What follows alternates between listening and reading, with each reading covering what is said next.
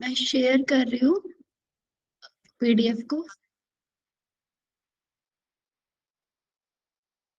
एक बार मुझे बताना शेयर हो रहा है क्या मेरी स्क्रीन। जी मैम।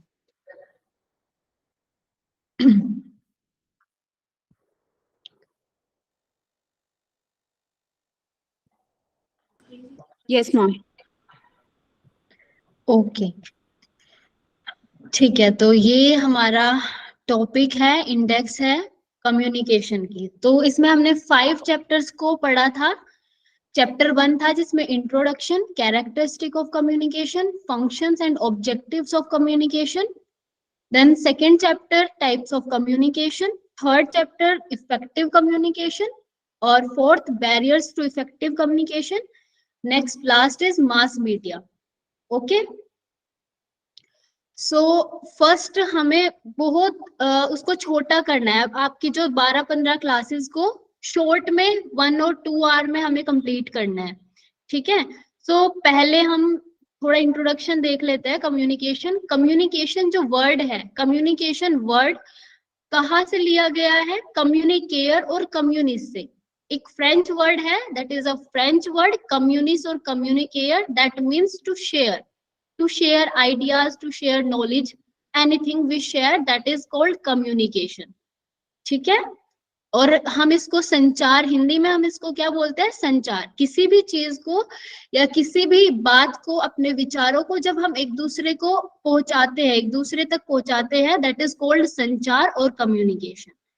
ठीक है, और सिंपल वर्ड्स में हम इसको क्या समझ सकते हैं? Interaction between a sender and a receiver. Okay, हम लोगों के बीच, मेरे और आपके बीच में जो भी पूरा का पूरा एक प्रोसेस हो रहा है ना, दैट इज कॉल्ड कम्युनिकेशन। और इसी को, so the process of communication involve the following. क्या क्या प्रोसेस ऑफ कम्युनिकेशन में क्या क्या आपके इन्वॉल्व होते हैं? That is sender, message, medium, channel, receiver, response and feedback.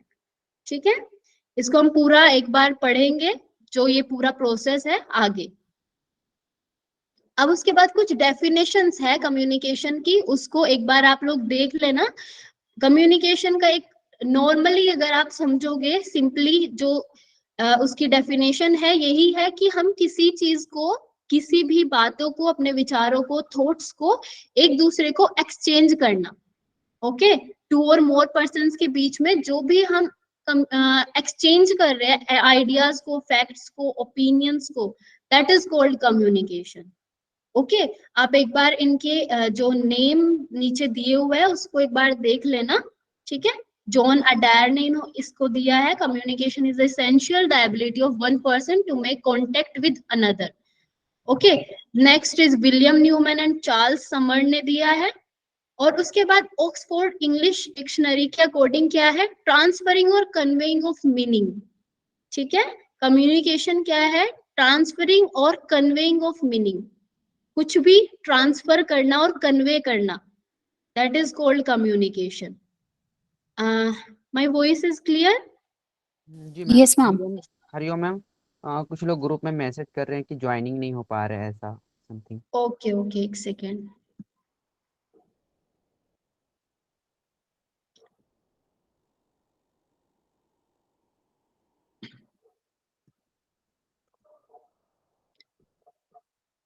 एक बार वापस से मैसेज कर दो कि जिन जिन को भी ऐड होना है जल्दी से ऐड हो जाए। Okay ma'am. English Hindi both language ठीक है ना? आप लोगों को सही लग रहा है? अभी कोई प्रॉब्लम तो नहीं है अभी? English batch Ma'am, yeah, ma'am. As much as possible, try to use English words, ma'am. Okay.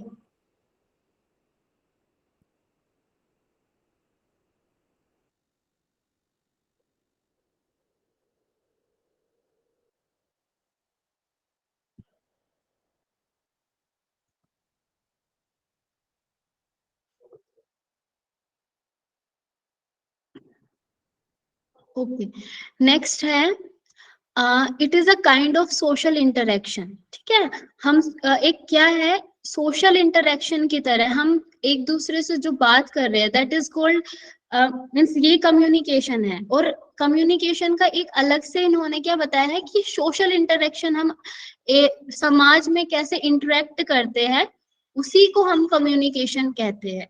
तो एक बेसिक सा हमें अभी समझ में आ गया, बेसिकली क्या है कम्युनिकेशन, इंटरेक्शन और एक्सचेंज। ओके, so next है in communication process the sender means encoder encode the message and then using a medium or channel send it to the receiver who decode the message, and after processing the information the receiver send back appropriate feedback or reply using a medium or channel. So process of communication क्या है? First एक sender है, like me, मैं एक sender हूं, मैं एक message को एनकोड कर रही हूँ, मीन्स मेरे जो थॉट्स है, ओके मेरे जो थॉट्स है मैं उनको एनकोड करके एक लैंग्वेज में आपके पास पहुंचा रही हूँ, that is message. Okay, encode मैंने क्या एनकोड किया, मैसेज को एनकोड करा। And then using a medium और चैनल, उसके बाद मैं एक मीडियम या चैनल को यूज कर रही हूँ, जैसे कि मैं ऑनलाइन क्लासेस को या जो मीट है उसको यूज कर रही हूँ। Send it to the receiver, आप लोग रिसीवर हो, मीन्स आप डिकोडर भी आपको ही बोलेंगे और रिसीवर भी आपको ही बोलेंगे कि आप मेरे मैसेज को रिसीव कर रहे हो। मैं जो बता रही हूँ, मेरे जो थॉट्स है, मैं आप उसको रिसीव कर रहे हो और उसको डिकोड कर रहे हो अपनी लैंग्वेज में। ठीक है, आप लोग उसको समझ रहे हो अपनी लैंग्वेज में, दैट इज कॉल्ड डिकोडर। ठीक है, who decode the message, receiver कौन है या डिकोडर कौन है, जो मैसेज को डिकोड कर रहा है। Okay, who डिकोड्स the message and after processing the information, जब ये पूरी इंफॉर्मेशन प्रोसेस हो चुकी है मतलब आपके पास, उसके बाद क्या होगा, receiver send back appropriate feedback. आप लोग या रिसीवर्स मुझे एक एप्रोप्रिएट फीडबैक दोगे, ठीक है, कि आपको समझ में आया कि नहीं आया, या फिर आप जो भी मेरी बातों से मेरे थॉट्स को जितना समझोगे वही क्या होगा, आप उसको रिप्लाई करोगे, फीडबैक दोगे। ठीक है, एक मीडियम और चैनल के थ्रू, मीडियम और चैनल लाइक आप मुझे कुछ बता रहे हो इसके थ्रू, जो जैसे भी हम ऑनलाइन क्लासेस के थ्रू जुड़े हुए हैं। ठीक है, so that is called medium और चैनल। तो ये पूरा प्रोसेस है, कहाँ से शुरू होता है, सेंडर से, मेरे से शुरू होता है, मैं एक मैसेज देती हूँ एनकोड करके आप लोगों को एक चैनल के थ्रू, ठीक है, उसको फिर आप लोगों तक पहुंचाती हूँ। आप लोग क्या है, रिसीवर। ठीक है, आप लोग रिसीवर है और फिर आप उसको डिकोड करते हैं और उस इंफॉर्मेशन के प्रोसेस होने के बाद आप वापस से मुझे फीडबैक देते हो, वापस आप मुझे बताते हो। तो ये क्या है, एक पूरा साइकिल है, सेंडर से शुरू होके वापस सेंडर तक जाता है। ठीक है, तो ये क्या हुआ, कम्युनिकेशन प्रोसेस। ठीक है, यहाँ पे it is important to mention that effective communication always include feedback. तो इसको समझना है, जैसे क्वेश्चन आ जाता है कि इफेक्टिव कम्युनिकेशन क्या होगी, जिसमें फीडबैक होगा। ओके, जिसमें फीडबैक होगा दैट इज इफेक्टिव कम्युनिकेशन। ठीक है, नेक्स्ट ये आपको जो पिक्चर के थ्रू समझाया है क्या है, यहाँ पे इंटरप्रेट हो रहा है मैसेज, इनकोडिंग हो रही है एक मैसेज की फॉर्म में, मीन्स एक मैसेज आपके पास जा रहा है, आप उसको डिकोड कर रहे हो और वापस इनकोड करके आप मुझे एक फीडबैक दे रहे हो। ये क्या है, एक साइकिल है पूरा। ठीक है, तो कम्युनिकेशन एक साइकिल में चलता है, पूरा एक साइकिल में चलता है, सेंडर से वापस सेंडर तक, सेंडर रिसीवर, रिसीवर से फिर से सेंडर तक मैसेज को पहुंचाया जाता है। ठीक है, तो कम्युनिकेशन प्रोसेस मॉडल क्या है, sender, encoding, message, channel, then receiver, फिर डिकोड हुआ, डिकोडिंग के बाद फीडबैक, देन चैनल, वापस से चैनल यूज किया, एंड देन सेंडर। ये है कम्युनिकेशन प्रोसेस मॉडल। ठीक है यहाँ तक? Yes, यहाँ ma'am. पर एक क्वेश्चन है मैम, जैसे यहाँ पर रिसीव किया मैंने, फिर यहाँ पर इनकोडिंग साइड में लिखा हुआ मैम। हाँ जी। रिसीवर किया, रिसीव किया, उसके बाद डिकोडिंग। जी जी। हाँ, तो आपने रिसीव करा और उसके बाद आपने मुझे कुछ उस चीज के बारे में समझा और फिर आप मतलब आपने यहाँ पे डिकोड करोगे, आप यहाँ से मैसेज इनकोड हुआ, फिर आप उसको डिकोड कर लोगे, देन फीडबैक जाएगा। जी जी, थैंक यू मैम। हाँ जी। नेक्स्ट है फीचर्स ऑफ कम्युनिकेशन। कम्युनिकेशन के फीचर्स क्या है या उसके पार्ट्स या कम्युनिकेशन के मुख्य भाग क्या है, ठीक है। तो communication is an unavoidable system, आप इसको अवॉइड नहीं कर सकते। आपके आसपास जो कम्युनिकेशन हो रही होगी वो किसी भी वे में हो सकती है, तो आप उसको अवॉइड नहीं कर सकते, ठीक है। It is a two way process, ये दो वे प्रोसेस है, दो तरफा प्रक्रिया है, मतलब सेंडर रिसीवर तक पहुंचाएगा, रिसीवर सेंडर तक पहुंचाएगा, ठीक है। तो it is a two way process. Next है it is a social activity, ये क्या है, एक सामाजिक गतिविधि है। मीन्स हम सोशली हम एक दूसरे से जो बातें करते हैं, अपने थॉट्स को एक्सचेंज करते हैं, जो भी सब कुछ करते हैं, दैट इज कॉल्ड कम्युनिकेशन। और इट इज अ क्या है, ये एक सोशल एक्टिविटी है, ठीक है। नेक्स्ट है it is a continuous process, ये कॉन्टिन्यूअस प्रोसेस है जो निरंतर चलती रहती है। कम्युनिकेशन कभी खत्म नहीं हो सकती, है ना। मैं आपको कुछ बताऊंगी, आप मुझे कुछ बताओगे, मैं अपने थॉट्स को आपको रिप्रेजेंट करूंगी, आप वापस से मुझे कुछ बताओगे, यही पूरा प्रोसेस चलता रहेगा पूरा time. So it's a continuous process. It is universal, सार्वभौमिक। सार्वभौमिक या यूनिवर्सल मीन्स ऐसा नहीं है कि ये सिर्फ हमारे एरिया में, या हम मान लो आप ऐसा लगता है कि इंडिया में या फिर सिर्फ ह्यूमन बींग्स ही कम्युनिकेट करते हैं, ऐसा नहीं है। एनिमल्स, सारे बर्ड्स, सब कोई कम्युनिकेट करता है। सो ये क्या है, यूनिवर्सल है, सार्वभौमिक है, ठीक है। इट में बी फॉर्मल और इनफॉर्मल, ये फॉर्मल भी हो सकती है, मीन्स औपचारिक भी हो सकती है और अनौपचारिक भी हो सकती है। औपचारिक मतलब जैसे मैं अपने टीचर से बात कर रही हूँ, ठीक है, मैं अपने टीचर से बात कर रही हूँ, वो क्या होगा, फॉर्मल वे होगा। और इनफॉर्मल जैसे मैं अपने फ्रेंड्स से बात कर रही हूँ, दैट इज इनफॉर्मल, ठीक है। तो फॉर्मल और इनफॉर्मल दोनों तरह से हो सकती है कम्युनिकेशन। सो ये है फीचर्स ऑफ कम्युनिकेशन। नेक्स्ट है characteristic of communication. So characteristic of communication क्या है, कम्युनिकेशन इज कॉन्टिन्यूअस, ठीक है, निरंतर, इज ऑल परवेसिव, सर्वव्यापी, मतलब ये जैसे यूनिवर्सल है, it's also pervasive, means universal और परवेसिव एक ही सिमिलर वर्ड्स है, सिमिलर ही उनको हम समझ सकते हैं। मीन्स ये हर कहीं होती है, हर तरीके से होती है, हर जगह पे होती है। तो communication is all pervasive. Effective communication is a two way process, ठीक है। तो ये क्या है, कम्युनिकेशन, इफेक्टिव कम्युनिकेशन क्या है, टू वे प्रोसेस है। अभी हमने पढ़ा था फीडबैक, अगर हम कम्युनिकेट कर रहे हैं और हमें फीडबैक भी मिलना जरूरी है, ठीक है। तो ये टू वे प्रोसेस है। अभी कोई ज्वाइन हो रहा है क्या?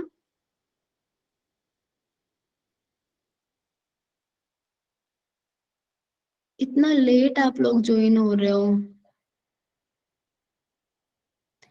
अभी तक क्लियर है आप लोगों को सब? Yes, ma'am.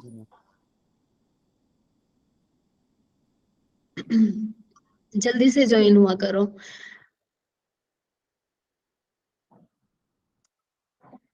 ठीक है, तो कैरेक्टरिस्टिक ऑफ कम्युनिकेशन। नेक्स्ट है communication is always with a context. तो इसको समझना बहुत जरूरी है, ये वर्ड आपको ध्यान में रखना है, कंटेक्स्ट। कंटेक्स्ट का मतलब है, एक सेकेंड,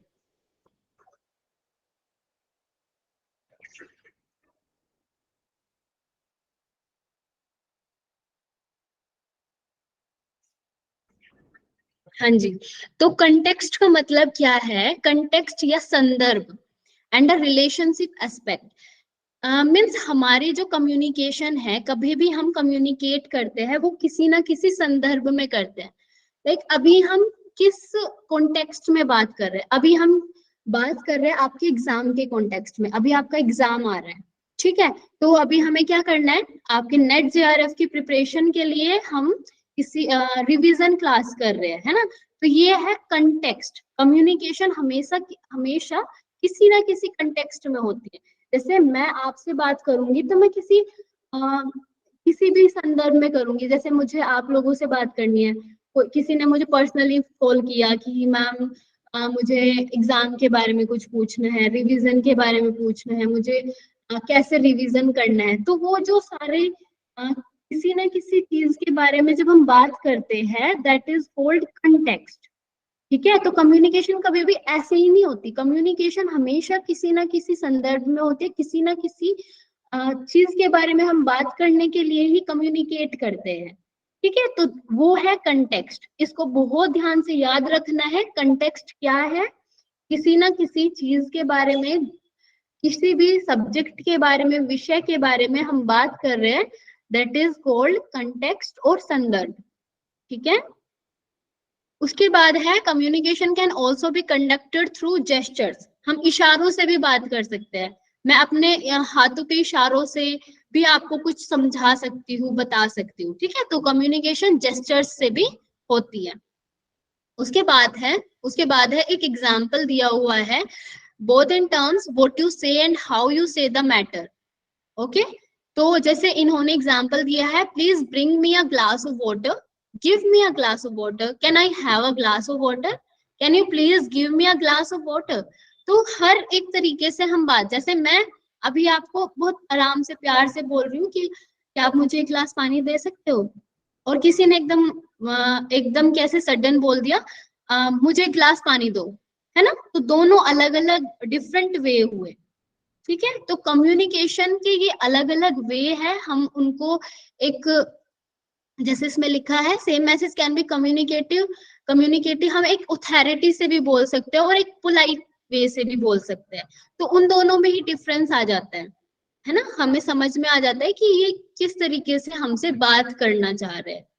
ठीक है, तो ये कम्युनिकेशन का ही एक वे है। ये आप सेम वर्ड्स बोल रहे हो, लेकिन आपका जो वे ऑफ कम्युनिकेशन है वो डिफरेंट है, और उससे ही each message will have a different effect on the person you are talking to.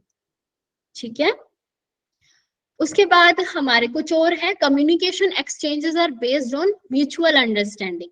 Communication आपकी जो आपसी समझ है, म्यूचुअली आप एक दूसरे को कितना समझते हैं, उस पे भी कम्युनिकेशन डिपेंड करता है। ठीक है, म्यूचुअल अंडरस्टैंडिंग, कॉमन लैंग्वेज। ठीक है, जैसे अभी मैं अगर किसी की लैंग्वेज पूरी इंग्लिश है, वो मेरी कुछ कुछ बातों को नहीं समझ पाएंगे, है ना, या फिर जिनकी पूरी हिंदी है वो कुछ कुछ इंग्लिश के जो वर्ड्स हैं उनको नहीं समझ पाएंगे। तो कॉमन लैंग्वेज कम्युनिकेशन का ये भी एक पार्ट है। उसके बाद है डायरेक्ट एंड इनडायरेक्ट कम्युनिकेशन। ठीक है, हम डायरेक्ट कम्युनिकेशन कर रहे हैं और इनडायरेक्ट कम्युनिकेशन कर रहे हैं। मैं आपसे सीधा बात कर रही हूँ, और इनडायरेक्ट में जैसे मैंने कोई मैसेज छोड़ा, कुछ सब स्टूडेंट्स के लिए मैंने एक मैसेज छोड़ा कि कुछ भी, जैसे अभी रिवीजन करो अच्छे से, है ना, जो भी मैं किसी भी चीज को, किसी का मैसेज छोड़ूंगी, तो वो इनडायरेक्ट कम्युनिकेशन होगा। और डायरेक्टली मैं आपसे ही बता रही हूँ, वो डायरेक्ट कम्युनिकेशन होगा। Next is the message must have substance.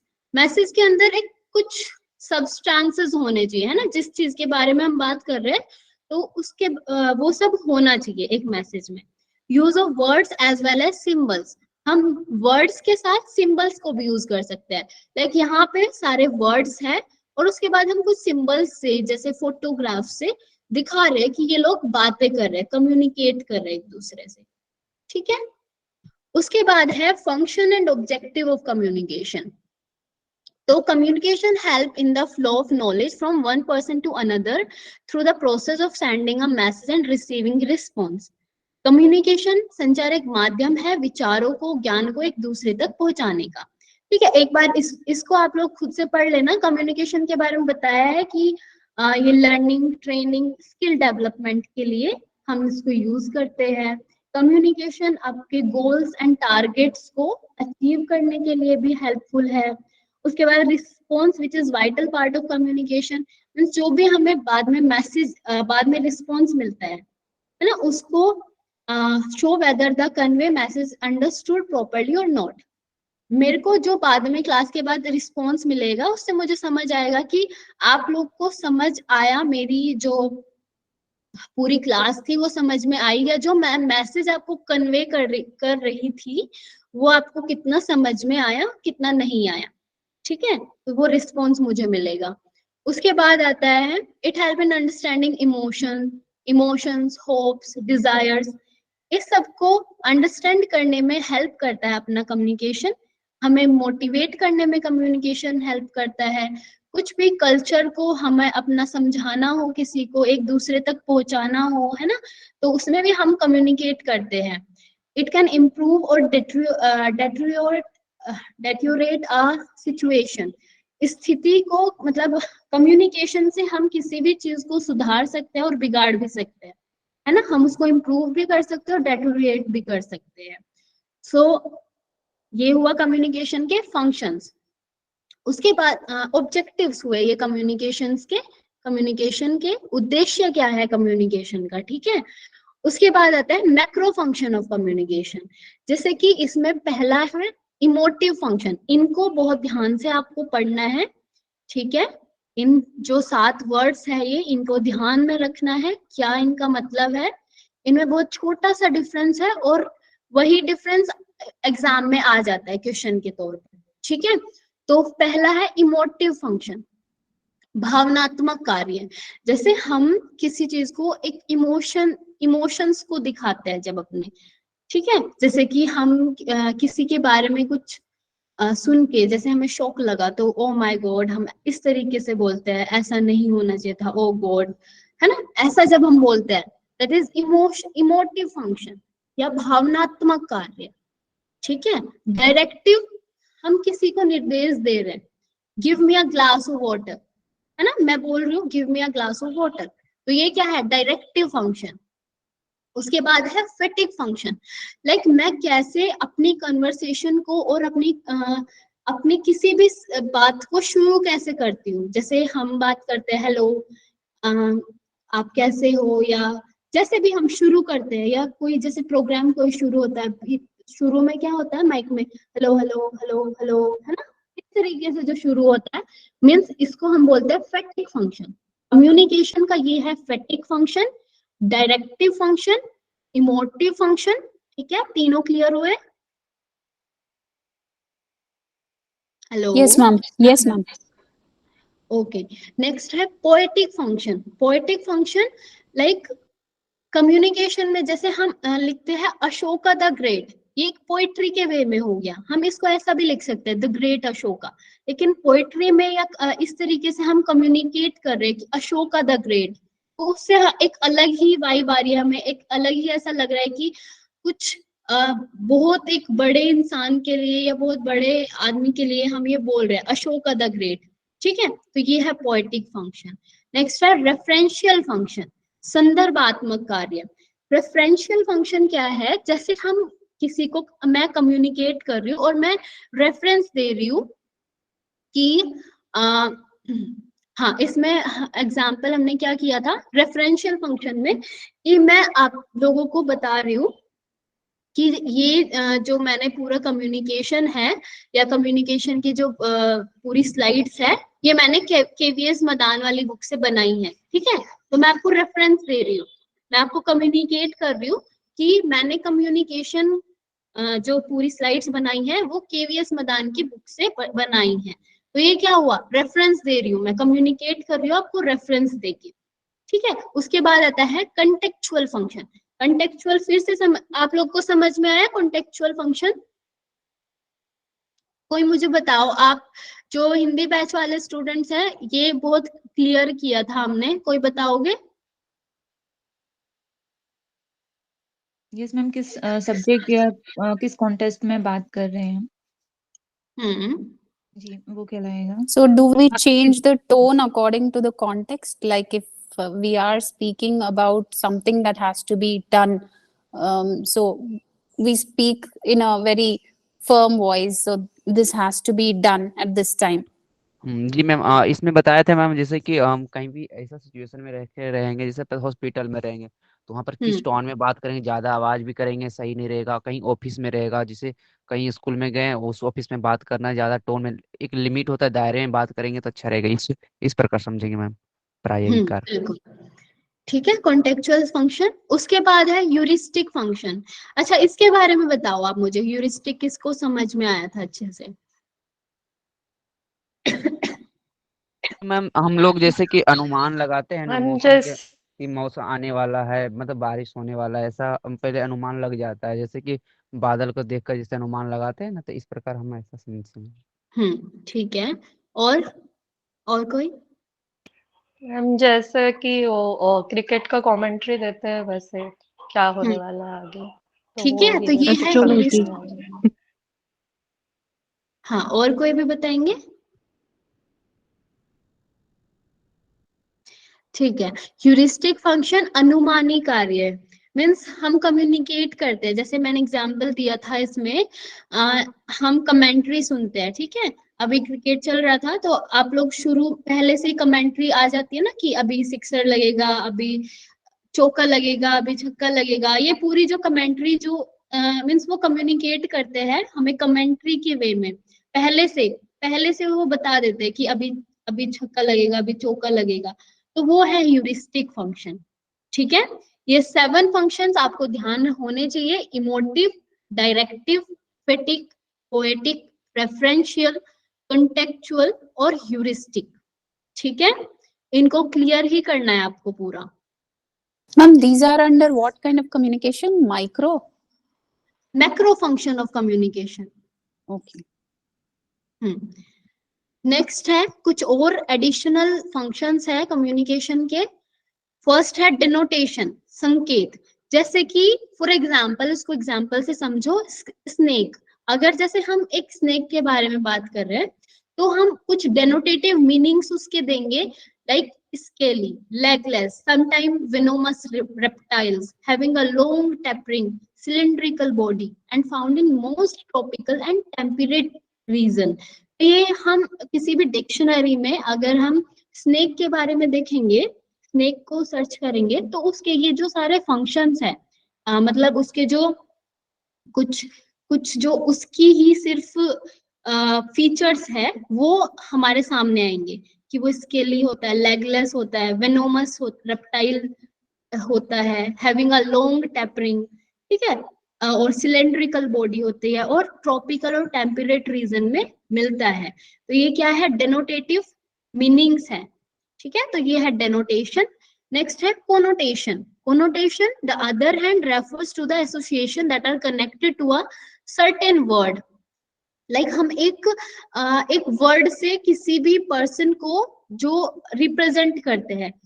इसका एग्जाम्पल हम समझते हैं, जैसे हमारी कुछ फेयरवेल होती है, तो हर एक पर्सन को जैसे क्या बोलते हैं उसको,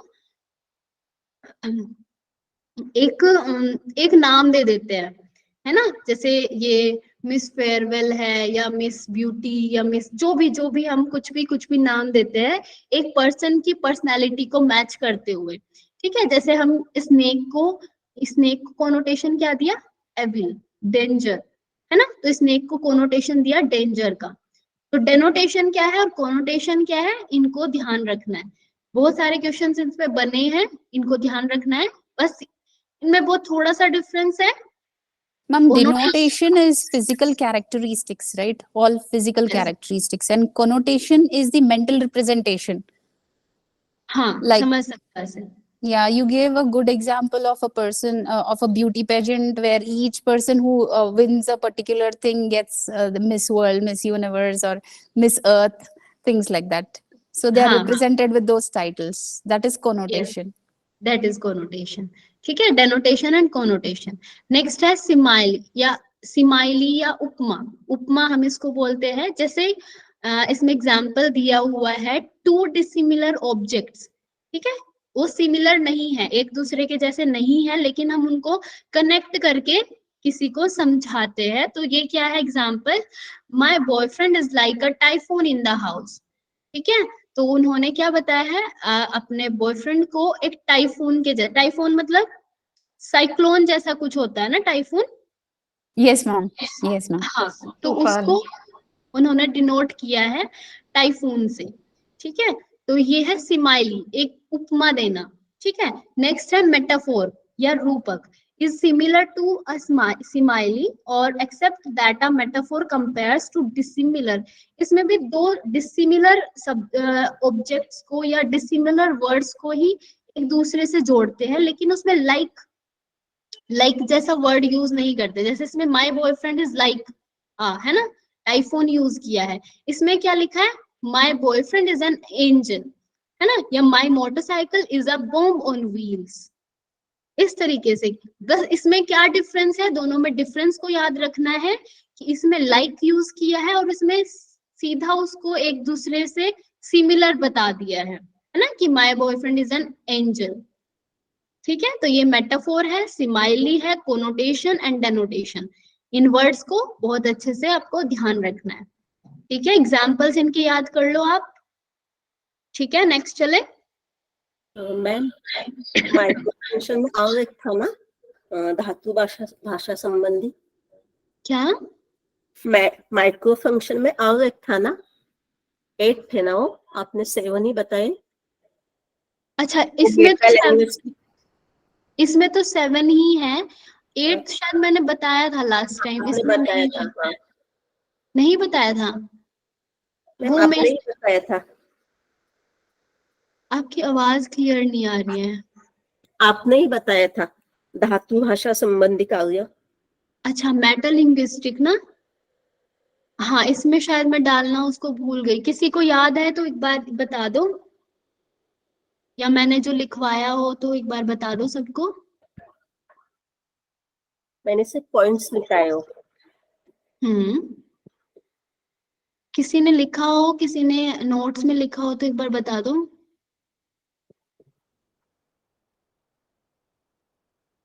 नहीं लिखा किसी ने भी? नहीं मैम, पॉइंट ही लिखा था बस।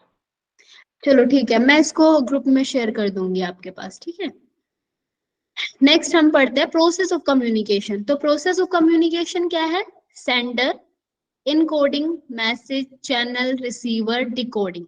ठीक है, उसके बाद फीडबैक। इसको आप लोग को ये क्लियर है कि इस पे बात करनी है थोड़ी? नो मैम, क्लियर ही है। ठीक है, तो सेंडर है, उसके बाद इनकोडिंग।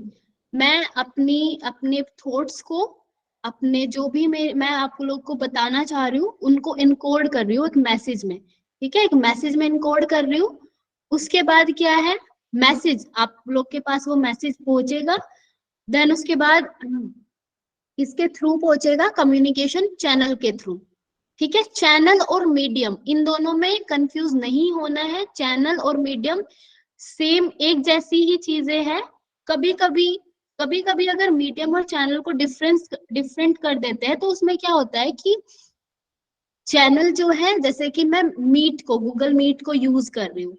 ठीक है, नहीं सॉरी, चैनल क्या है, जैसे कि मैं ऑनलाइन क्लासेस को यूज कर रही हूँ, और जो मीडियम है मतलब आपका जो फोन है वो मीडियम है। ठीक है, इस तरीके से थोड़ा सा डिफरेंस कर देते हैं, लेकिन बहुत सारी जगह पे मैंने चैनल और मीडियम को सेम ही चीजों को यूज करते हुए देखा है। ठीक है, तो बहुत ज्यादा कंफ्यूज नहीं होना है चैनल और मीडियम में। ठीक है, उसके बाद है रिसीवर। एक सेकेंड।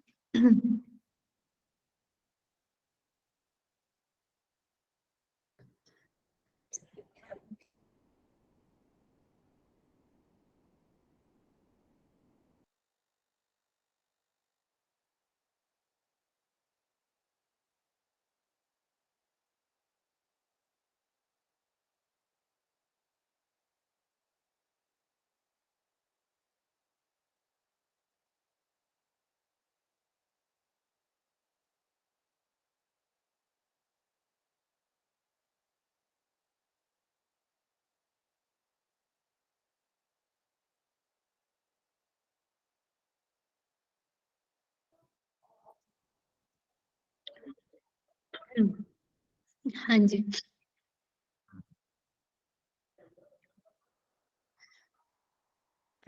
तो अभी हम कहाँ पे थे, रिसीवर, ठीक है। जो रिसीवर कौन है, आप लोग रिसीवर है, उसके बाद आप डिकोड करते हो मैसेज को और उसके बाद आप लोग फीडबैक देते हो, ठीक है। ये सबको कंफर्म है? आगे चले हम टाइप ऑफ कम्युनिकेशन में। Yes, yes, ma'am. ओके, तो इसको ध्यान रखने वाली चीज है ये। तो पहला है classification on the basis of relationship element.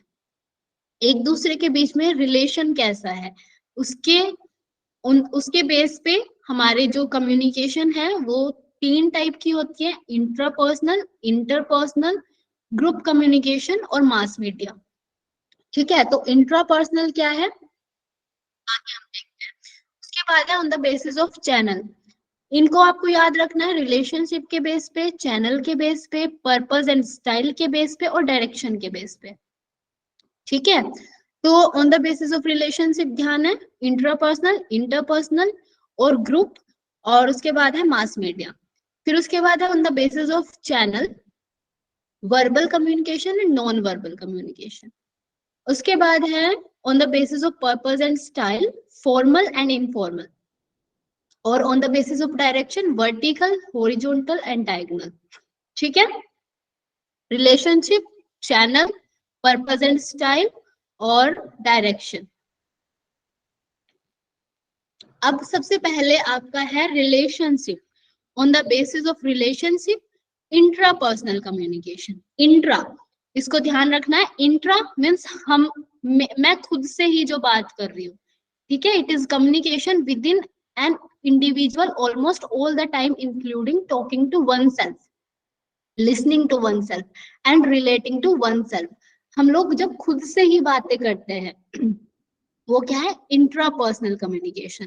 जैसे यूनिवर्सिटी में क्या होता है, कोई गेम्स होते हैं तो इंट्रा यूनिवर्सिटी या फिर इंट्रा स्कूल, और अंदर ही अंदर जो स्कूल के अंदर ही चल रहे हैं।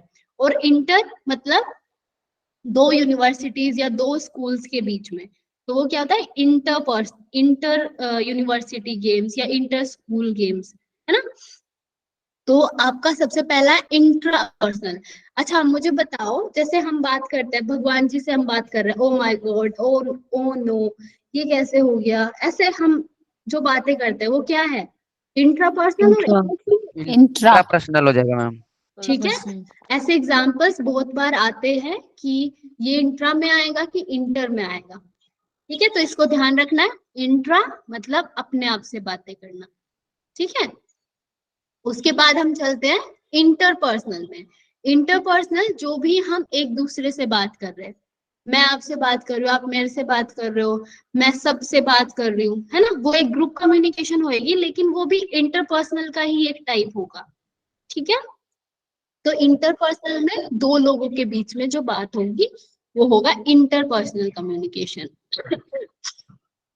तो ये डायरेक्ट कम्युनिकेशन होगी 2 लोगों के बीच में, ठीक है। ये ध्यान रहेगा आपको, एक बार इसके जो पूरा है ये पढ़ लेना, ठीक है। उसके बाद हम चलते हैं ग्रुप कम्युनिकेशन में। ग्रुप कम्युनिकेशन इसका ही पार्ट है, इंटरपर्सनल का ही पार्ट है ग्रुप कम्युनिकेशन। इसमें क्या है, हम जैसे मैं अभी एक ग्रुप कम्युनिकेशन कर रही हूँ, आप सब लोगों से मैं बात कर रही हूँ, ठीक है। तो ये होगा ग्रुप कम्युनिकेशन, और इसमें प्राइमरी और सेकेंडरी 2 तरीके के ग्रुप होंगे, ठीक है। तो प्राइमरी ग्रुप क्या होंगे, जैसे कि हमारी फैमिली के ग्रुप्स होते हैं, है ना, हम फैमिली में एक दूसरे से बात कर रहे हैं, हमारे जो रिलेशन में है, जो रिलेटिव्स है, उनसे जो हम बात कर रहे हैं वो होगी प्राइमरी ग्रुप। और सेकेंडरी ग्रुप क्या होगा, in which we have individual have formal impersonal and status relationship like conferences। जैसे कि हम किसी ऑफिस में हैं और ऑफिस में हम एक दूसरे लोग आए हुए हैं या फिर कोई कॉन्फ्रेंस है, जब हम उनसे मिलते हैं तो वो फॉर्मल वे में बात करते हैं, तो ये क्या होगा, सेकेंडरी ग्रुप, ठीक है। उसके बाद आता है मास मीडिया। तो means of communication that reach large number of people in a short time such as television, newspaper, magazines and radio, ठीक है। तो जहां पे मास मीडिया का क्या है, जब हम एक बहुत बड़े जगह पे, या जैसे कि हम टेलीविजन पे हमें लाखों करोड़ों लोग जब सुन रहे हैं, है ना, तो वो होगी मास मीडिया कम्युनिकेशन। ठीक है, तो मास मीडिया समझ में आया ये तीनों आप लोगों को, इंट्रा, इंटर और मास Yes. मीडिया, क्लियर है? मैम ये इसी में ही है क्या, इंटरपर्सनल में ही आएगा क्या? नहीं नहीं, ये किस में अलग आ से, रहा है? ये अच्छा, अलग से है। ठीक है, इंट्रा, इंटर और मास मीडिया 3 है। ठीक है, उसके बाद है classification on the hello ma'am. Basis of channels. Ma'am आपने बताया ना ग्रुप जो कम्युनिकेशन आएगा ये इंट्रा के अंतर्गत आएगा, बट ये तो ग्रुप कम्युनिकेशन के अंतर्गत भी तो 2 आ जाएगा ना, प्राइमरी सेकेंडरी, ऐसा? हाँ, जी।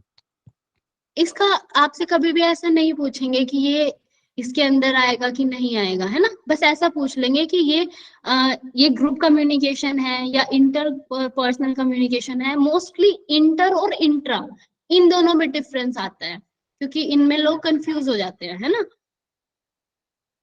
ठीक है, उसके बाद है on the basis of channels. तो on the basis of channels में वर्बल कम्युनिकेशन और नॉन वर्बल कम्युनिकेशन। ठीक है, वर्बल कम्युनिकेशन जिसमें हम वर्ड्स का यूज करेंगे, verbal means the use of words. ठीक है, वो कैसे भी हम यूज कर सकते हैं, ओरल कम्युनिकेशन भी और रिटन कम्युनिकेशन भी। ठीक है, तो ओरल कम्युनिकेशन के कुछ फीचर्स हमको देखने हैं, जैसे कि pitch and volume. Oral communication क्या है? In oral communication spoken words are used, it include face to face conversation, speech, telephonic communication, video, radio, television and voice over the internet. और in order communication, oral communication, the communication is influenced by the following factors. तो वो क्या है? Pitch and volume. ठीक है, pitch and volume आप लोग समझते हो? The loudness, ma'am. ठीक है, मैं कैसे आपको बता रही हूँ, कुछ मैं बहुत धीरे से बोल रही हूँ, मैं बहुत तेज से बोल रही हूँ, है ना। तो ये आपकी पिच एंड वॉल्यूम। उसके बाद रेट, हमारे जो वर्ड्स को डिलीवर करने का रेट है। ठीक है, मैं फास्ट बोल रही हूँ, जैसे मैं बोल रही हूँ oral communication spoken words are used, है ना, ये फास्ट हुआ थोड़ा। और मैं थोड़ा धीरे बोल रही हूँ, in oral communication spoken words are used, है ना। ठीक है, तो ये क्या हुआ? रेट। इन सब पे डिपेंड करता है आपकी कम्युनिकेशन। उसके बाद है the clarity in speaking and articulation. जो मेरी स्पीकिंग में क्लैरिटी है, ठीक है, वो ओरल कम्युनिकेशन में वो भी हमें देखनी होती है। जैसे कि मैं कितना क्लियरली किसी वर्ड को प्रोनाउंस कर पा रही हूँ, वो क्या होगी? मेरी क्लैरिटी होगी, या मैं कम्युनिकेट ज्यादा अच्छे से कर पाऊंगी। और मैं किसी वर्ड्स को नहीं, बहुत मतलब इफेक्टिव नहीं हो पा रहा है वो, या फिर मैं बहुत धीरे से बोल पा रही हूँ, तो वो क्या होगा? वो उसकी एक मतलब वो उसको खराब कर देगी, है ना, हमारी कम्युनिकेशन को। तो उसके बाद है एडवांटेजेस ऑफ ओरल कम्युनिकेशन। तो oral communication it is spontaneous and natural. ठीक है, स्पॉन्टेनियस है, नेचुरल है, easy for others to understand, लोग समझ सकते हैं इसको जल्दी से। Choice of words generally suits the listeners. हमारे जो वर्ड्स हैं उनको हम कैसे यूज कर रहे हैं, है ना, या आप लोग उनको कैसे समझ रहे हो, इस पे ये मतलब ये इसका एडवांटेज है कि हम अच्छे से समझा सकते हैं अपनी बातों को। It is supported by non verbal communication. इसमें हम कुछ नॉन वर्बल चीजें भी यूज कर सकते हैं, जैसे कि अपने हैंड्स का मूवमेंट, पिक्चर्स को दिखा के। ठीक है, तो ये है ओरल कम्युनिकेशन। उसके बाद है कम्युनिकेशन और the person who communicate is always physically available. ठीक है, वो सामने फिजिकली अवेलेबल होगा ओरल कम्युनिकेशन में, या फिर कॉल पे भी होगा अगर, तो भी फिजिकली तो वो अवेलेबल है ना, मतलब उसी टाइम पे अवेलेबल है। तो एक सेकेंड,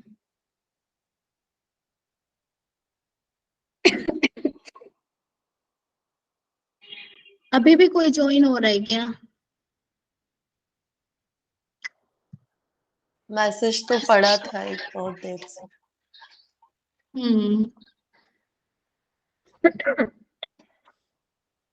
इतने लेट आप ज्वाइन होंगे तो कैसे ज्वाइन कर?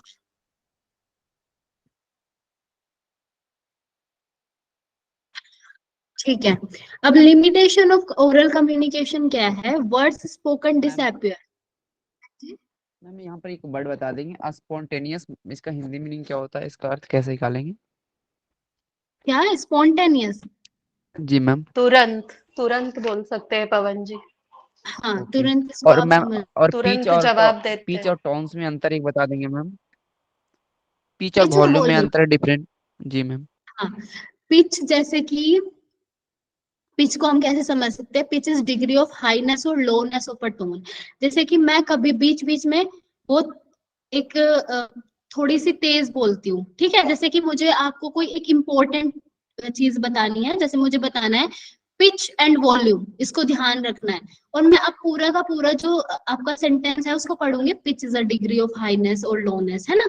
मैं एक लो वॉल्यूम में जब पढ़ रही हूँ, लो पिच में जब पढ़ रही हूँ, तो वो होगा मतलब किसी इंपॉर्टेंट चीज को जब हम हाईलाइट करते हैं तो हम उसमें थोड़ा सा हाई पिच कर देते हैं, मतलब थोड़ा उसको रुक के या ठहराव के साथ बोलते हैं, वही पिच है, ठीक है। और वॉल्यूम है मतलब हमारी आवाज, जैसे कि मैं अभी तेज बोल रही हूँ, थोड़ा सा तेज बोल रही हूँ और थोड़ा सा धीरे, थोड़ा सा तेज हुआ, जैसे कि पिच और पिच, ठीक है, मैम समझ आपने में जैसे आया? क्लास करवा रहे हैं, जैसे अपने हम्म, क्लास करवा रहे हैं तो उसमें भी ठहराव बोली में है, मतलब एक ही साथ, मतलब एक ही लैंग्वेज में मतलब वो आवाज को बोल रहे हैं, लेकिन इसमें भी कभी कभी होता है कि लो में भी बोलते हैं, कभी हाई पिच में भी बोलते हैं, वॉल्यूम में बोलते हैं, ऐसा? हाँ, इस यहाँ मतलब से पिच को आपको बस ऐसा ही समझना है कि हमारे बस उस वो एक लैंग्वेज की या हमारे जो बात करने का तरीका है उसमें ही पिच आ जाती है, पिच और वॉल्यूम, ठीक है। Okay okay ma'am. हाँ जी, और कोई इसको अच्छे से समझा सकता है तो समझा दो। See, you can imagine, ma'am, you can translate this to Hindi. Pitch is, you can imagine a wave-like structure where there are waves which are going up and down, up and down. If the wave is too high, then it's a high-pitched kind of a speech. And if the wave is very low, then it's a low-pitched one. Now, volume can be understood in the sense of decibels. It is measured in the sense of decibels. Like, if I make a sound then it is a loud, it has a loudness and it is measured in decibels. So human frequency, human hearing range also has certain decibels. We can hear from this range to this range. That is the indication of volume, difference between pitch and volume. Okay, तो पवन जी देखिए, wave क्या है, जैसे कि हमारी जो सी में जो एक वेव होती है ना, बार बार उठती है, फिर नीचे, फिर ऊपर, फिर नीचे, ठीक है, तो ये पिच है। जब हम पूरा मतलब हमारी जो वो वेव है, जब वो एकदम ऊपर जाएगी तो वो क्या होगी, वो हाई पिच होगी, फिर वो धीरे आएगी, नीचे आएगी, फिर वो लो पिच होगी, फिर ऊपर जाएगी, हाई पिच, लो पिच। इस तरीके से हम जब बोलते हैं ना, तो ये वाला मूवमेंट चलता है हमारी बॉडी में या हमारी साउंड में, ठीक है। और जैसे उषा जी ने बताया, जो आपकी वॉल्यूम है वो डेसिबल्स में हम उसको मेजर करते हैं, ठीक है, जैसे उन्होंने बताया, एग्जाम्पल भी दिया आपको, ठीक है पवन जी। जी जी समझ में आ गया मैम। ओके, नेक्स्ट हम करते, अच्छा, limitation of oral communication. Oral communication का मैं एक इजी आपको समझा देती हूँ। जैसे मैं ओरली कुछ बात बोल रही हूँ, या हम बोलते हैं ना, हम भरोसा नहीं कर सकते, आप ओरली मुझे कुछ बोल के चले गए, है ना, मैं भरोसा नहीं कर सकती, हमें रिटर्न में वो चाहिए है, तो वो परमानेंट होगा, है ना, क्योंकि स्पोकन जो वर्ड्स है वो डिसअपियर हो सकते हैं या फिर वो परमानेंट नहीं होते, और उनको हम भूल जाते हैं, फॉरगॉट कर देते हैं। और non verbal communication that support oral communication may not be understood by people from other cultures. और जो non verbal communication that support oral communication may not be understood by people from other cultures. हाँ, जैसे कि मैं orally आपको समझा रही हूँ कुछ, तो वो दूसरे कल्चर के जो लोग हैं, जो मेरी बातों को नहीं समझ रहे हैं, है ना, या फिर हम एकदम अपने देश से क्या, हम अपने स्टेट से भी बाहर चले जाते हैं, तो थोड़ा सा चेंज हो जाती है हमारी सारी जो कम्युनिकेशन का वे है, हमें थोड़ा चेंज करना पड़ता है ताकि सामने वाले को समझ आए, क्योंकि वो कल्चर पे डिपेंड करता है, ठीक है। हमारा जो भी नॉन वर्बल कम्युनिकेशन होगा या ओरल कम्युनिकेशन होगा, वो थोड़ा सा वहां पे डिफर कर जाएगा, ठीक है। तो ये हुआ लिमिटेशन। उसके बाद आता है रिटन कम्युनिकेशन।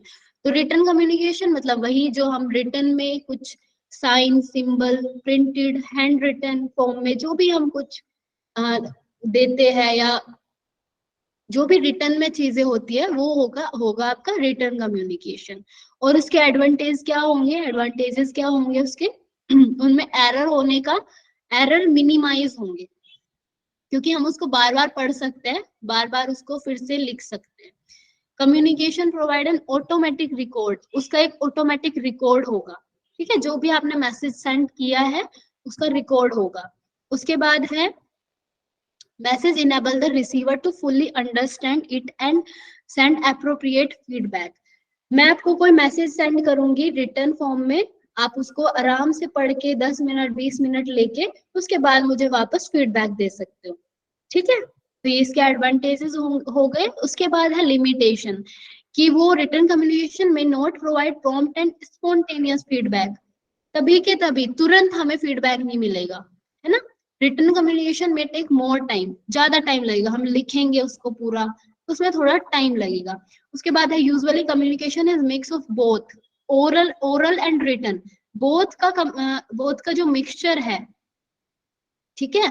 तो यूजुअली कम्युनिकेशन क्या है, both oral and written format में होती है। हम किसी चीज को बोल के भी बताते हैं, जैसे कि मैं अभी आपको क्या कर रही हूँ, रिटन में भी लिखा है और आपको ओरली मैं आपको समझा रही हूँ, ठीक है। उसके बाद है नॉन वर्बल कम्युनिकेशन, जिसमें जैसे हमारा इसको समझ सकते हैं, it Ma'am, is a why post- is that listed in, I'm sorry to interrupt you, ma'am. Third point, why is it listed under the limitations of the written method?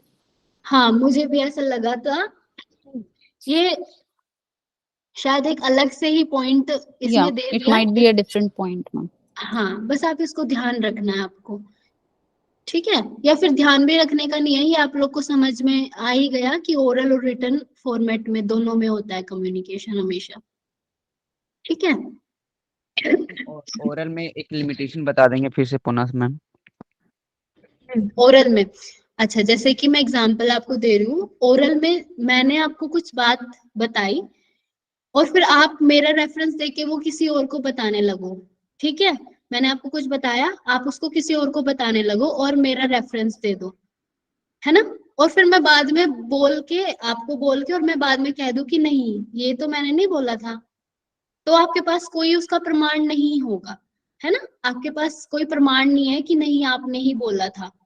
लेकिन return में क्या है, जब मैं उसको आपको लिख के दूंगी तो आपके पास वो होगा कि देखो आपने ही ये लिख के दिया था मुझे, है ना। तो ये इसके कुछ डिसएडवांटेजेस है। या फिर मैं अपनी चीजों को मैं भूल जाऊंगी, जो मैंने आपको बताया था, मैं उसको भूल भी सकती हूँ। मैंने आपको 10-15 साल पहले बोला था कि मैं आपको ये कुछ भी मैंने आपको बोला था कि मैं ये करूंगी, लेकिन उसके बाद मैं उसको भूल जाऊंगी, क्योंकि वो तो एक ओरली मैंने आपको बस बोल दिया था ऐसे ही, वो कहीं आपके पास रिटर्न फॉर्म में नहीं है ना। इसीलिए हम जो भी कुछ परमानेंट जो चीजें रख सकते हैं या कुछ गवर्नमेंट की जो चीजें होती है जैसे, है ना, तो हम हमेशा वो रिटर्न में होती है। या यूनिवर्सिटी में आप कोई एप्लीकेशंस वगैरह देते हो, वो हमेशा रिटर्न में होती है। वो छोटे सी चीजों के लिए भी आपको परेशान कर देते हैं, है ना, यूनिवर्सिटी में, कि नहीं इसको लिख के ही दो, है ना। हम ऐसे नहीं हम कुछ कर सकते, हम ऐसे नहीं सुन सकते, है ना। तो वो क्या है, रिटर्न कम्युनिकेशन का, हाँ जी, एडवांटेज है और उसका ओरल का वो डिसएडवांटेज है, ठीक है। उसके बाद आता है आपका non verbal communication. Non verbal communication क्या है, जब हम वर्ड्स में ना बोल के अपने मैसेज को sending end receiving wordless messages, like इसमें वो दिया हुआ है, कोड दिया हुआ है, action speak louder than words, है ना। हमारे जो एक्शंस हैं, हमारे जो बॉडी मूवमेंट्स हैं, वो ज्यादा बोलते हैं हमारे वर्ड्स से, है ना। हमेशा हम क्या देखते हैं, जैसे कि कोई पर्सन एंटर किया, जैसे कोई इंटरव्यू है, तो इंटरव्यू में सबसे पहले क्या देखा जाता है, किसी पर्सन का आने का जो तरीका है ना, उसका बोलने का तरीका, उसका मतलब हेलो या नमस्ते या प्रणाम, जो भी गुड मॉर्निंग, ये करने का तरीका क्या है ना। तो ये सारी जो चीजें हैं ये नॉन वर्बल कम्युनिकेशन में आती है। ठीक है। तो इसमें हमारी बॉडी लैंग्वेज, हम सबसे पहले किसी भी पर्सन की पर्सनैलिटी को कैसे जज करते हैं, हम उसके जो बॉडी लैंग्वेज है, उसका बोलने का तरीका, उसका चलने का तरीका, उससे हम उसको जज कर लेते हैं, है ना। बाद में, बात तो बाद में होती है, लेकिन पहले हम उसके बॉडी लैंग्वेज से ही पहचान लेते हैं। ठीक है। तो नॉन वर्बल कम्युनिकेशन में आपका अपीयरेंस, आपकी बॉडी लैंग्वेज, साउंड्स, ये सब आएगा आपके नॉन वर्बल कम्युनिकेशन में। ठीक है। अपीयरेंस में वर्बल एंड नॉन वर्बल में क्या डिफरेंस है फिर? वर्बल और नॉन वर्बल में, वर्बल और नॉन वर्बल कम्युनिकेशन में डिफरेंस क्या है? देखो वर्बल में वर्ड का यूज हो रहा है, मैं आपको कुछ बता रही हूँ, आपको सुन रही हूँ, तो क्या है, वर्ड्स का यूज मैंने किया या आपने किया। और नॉन वर्बल में मैंने सिर्फ आपका पर्सनालिटी को देखा या फिर आपके कुछ जेस्चर्स को देखा, उससे ही मैंने आपको जज कर लिया। ये है नॉन वर्बल कम्युनिकेशन। और वर्बल कम्युनिकेशन मतलब आपकी बातों को सुन के मैं समझ पा रही हूँ आपको, ऐसा। ठीक है। मतलब नॉन वर्बल में एक्शन और वर्ड दोनों भी आएंगे? नॉन वर्बल में वर्बल एक्शन में, नहीं आएगा? नॉन वर्बल में एक्शन आएंगे। देखो वैसे तो अगर हम इसको समझे, वर्बल और नॉन वर्बल हमेशा एक साथ चलती है ना, हम इनको अलग अलग नहीं कर सकते। मतलब जैसे कि अगर वर्बल कम्युनिकेशन भी हो रही है, मैं आपको कुछ बता रही हूँ, लेकिन मैं साथ साथ में अपने हाथों के मूवमेंट को भी कर रही हूँ, या फिर आप मुझे देख पा रहे हो, मेरी जो मूवमेंट है या मेरे जो जेस्चर्स है, उनसे भी आप समझ पा रहे हो कुछ ना कुछ। तो वर्बल और नॉन वर्बल एक साथ चलते हैं हमेशा, लेकिन हमें इनमें थोड़ा सा डिफरेंस करना है कि वर्बल जिसमें वर्ड्स यूज होंगे और नॉन वर्बल जिसमें वर्ड्स यूज नहीं होंगे, सिर्फ आपके एक्शंस या मूवमेंट्स यूज होंगे। ठीक है। ओके। एक बार खुद से पढ़ना इसको, उसके बाद आपको और क्लियर हो जाएगा। नेक्स्ट हम चलते हैं non verbal divided into two groups, static and dynamic. तो स्टैटिक में क्या है, जो जैसे कि डिस्टेंस और ओरिएंटेशन, पोस्चर्स, फिजिकल कांटेक्ट। और डायनेमिक में आएगा फेशियल एक्सप्रेशन, जेस्चर्स और लुकिंग। तो स्टैटिक में क्या है, जो एक जगह मतलब रुका हुआ सा जो होगा, है ना, स्टैटिक हम उसको बोलते हैं। जैसे हम बोलते हैं ना स्टैटिक पोस्चर, हम किसी एक आसन में बैठ गए, एक वज्रासन में हम बैठ गए, ठीक है, तो वो क्या है, स्टैटिक। और डायनेमिक, जैसे हम सूर्य नमस्कार कर रहे हैं, है ना, डायनेमिक पोस्चर को हम कर रहे हैं रिपीटेडली। तो ये होगा स्टैटिक और डायनेमिक, दो तरीके होंगे। तो अब जैसे कि डिस्टेंस, नॉन वर्बल कम्युनिकेशन में डिस्टेंस मैटर करती है। जैसे मैं बहुत दूर से किसी को देख पा रही हूँ, है ना, या बहुत पास से किसी को देख पा रही हूँ, तो उसमें मतलब नॉन वर्बल में आप जब दूर होगा कोई पर्सन आपसे, तो आप उसके बारे में कुछ और सोच रहे होंगे, पास आएगा तो कुछ और सोचोगे, है ना। तो ये डिस्टेंस मैटर करती है। उसके बाद ओरिएंटेशन, जैसे ओरिएंटेशन को इन्होंने एक एग्जांपल, जैसे कॉम्पिटिटर, हमें समझ आ जाएगा नॉन वर्बली कि कोई पर्सन है, दो स्टूडेंट्स हैं, उनको साथ में ऐसे बिठाया हुआ है, यहाँ पे एक स्टूडेंट बैठा है, यहाँ पे एक स्टूडेंट बैठा है, ठीक है, तो मतलब वो कॉम्पिटिटर्स है। ठीक है, एक दूसरे के फेस टू फेस है, वो एक दूसरे के, जैसे कि चेस खेलते हैं ना, चेस में क्या होता है, एक दूसरे के कॉम्पिटिटर्स होते हैं, एक इधर है एक इधर है, और यहाँ पे आपका चेस चल रहा है। तो वो क्या है, ओरिएंटेशन से एकदम हमें समझ आ जाएगा उनको देखते ही कि ये दोनों कॉम्पिटिटर है ना। या फिर एक जो दो लोग होंगे, जैसे चेस में जो दो लोग बैठे हैं, उनके साथ में जो कोई होंगे, तो हमें समझ आ जाएगा ये इसका मतलब ये इसके साथ वाला है, या इसके जो ये कॉम्पिटिटर है इसके साथ इसका कोई फ्रेंड है, ऐसा हम समझ जाएंगे। तो ओरिएंटेशन से भी हमें समझ आ जाता है नॉन वर्बल कम्युनिकेशन में।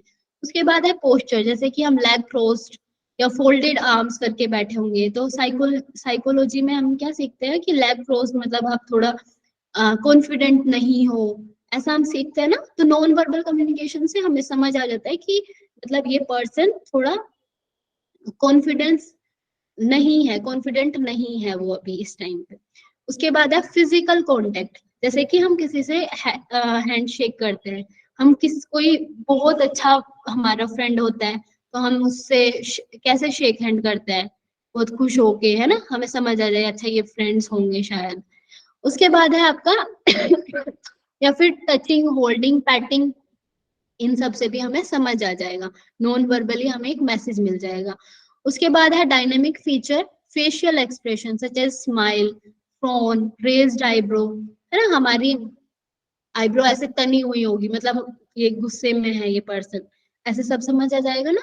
उसके बाद है जेस्चर्स, हैंड के मूवमेंट्स, हमारे हैंड के मूवमेंट्स कैसे चल रहे हैं, ठीक है, उससे भी हमें समझ आ जाएगा। आई कांटेक्ट कैसा है, ठीक है। तो ये नॉन वर्बल के कुछ पॉइंट्स हैं, इनको आपको ध्यान रखना है, ठीक है। ऐसे मैम एक यहाँ एग्जाम्पल, मैम एक एग्जांपल यहाँ बता देंगे, थोड़ा नहीं समझ में आ रहा है, स्टैटिक फीचर और डिस्टेंस।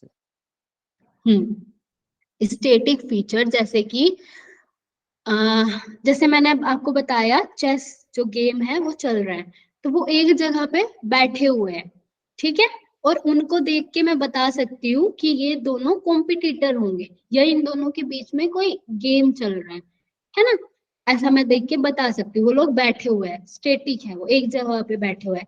डायनेमिक, जब मैं जैसे कि मेरे फेशियल जो एक्सप्रेशन है वो बार बार चेंज हो रहे हैं, है ना, चेंज हो रहा है, मैं एक जैसा फेशियल एक्सप्रेशन रख के तो नहीं कर सकती ना पूरी बात, कभी मैं किसी तरीके से अपने एक्सप्रेशंस को चेंज करूंगी, जो चेंज होता रहेगा बार बार, जैसे मेरे हैंड मूवमेंट्स हैं, अभी मैं इस तरीके से बात कर रही हूँ, कभी मैं इस तरीके से बात कर रही हूँ, तो जो एकदम डायनेमिक चलता रहेगा, जो चलता रहेगा वो होगा डायनेमिक फीचर। और स्टैटिक जो एक जगह पे रुका होगा, थमा होगा, ठहरा होगा, है ना, वो होगा स्टैटिक फीचर, ठीक है।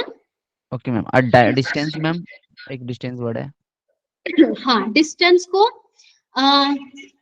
जैसे कि चलो ठीक है, एक एग्जांपल इसका होगा कि आपके टीचर और आप स्टूडेंट, आप लोग को देख के आपकी जो डिस्टेंस होगी एक दूसरे के साथ खड़े होने की, तो हमें समझ आएगा कि आपके बीच में कोई फॉर्मल रिलेशन है ना, आप दोनों के बीच में कोई फॉर्मल रिलेशन है।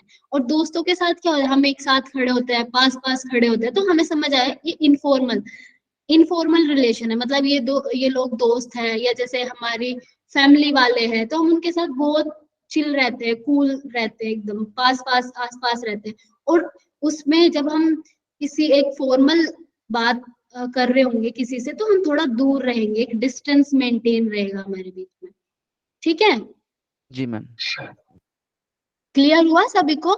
Ma'am, because they don't change immediately, these things remain constant for a long time, like the distance between the student teacher, the way the chess players sit and face each other, those things don't change immediately. जी बिल्कुल।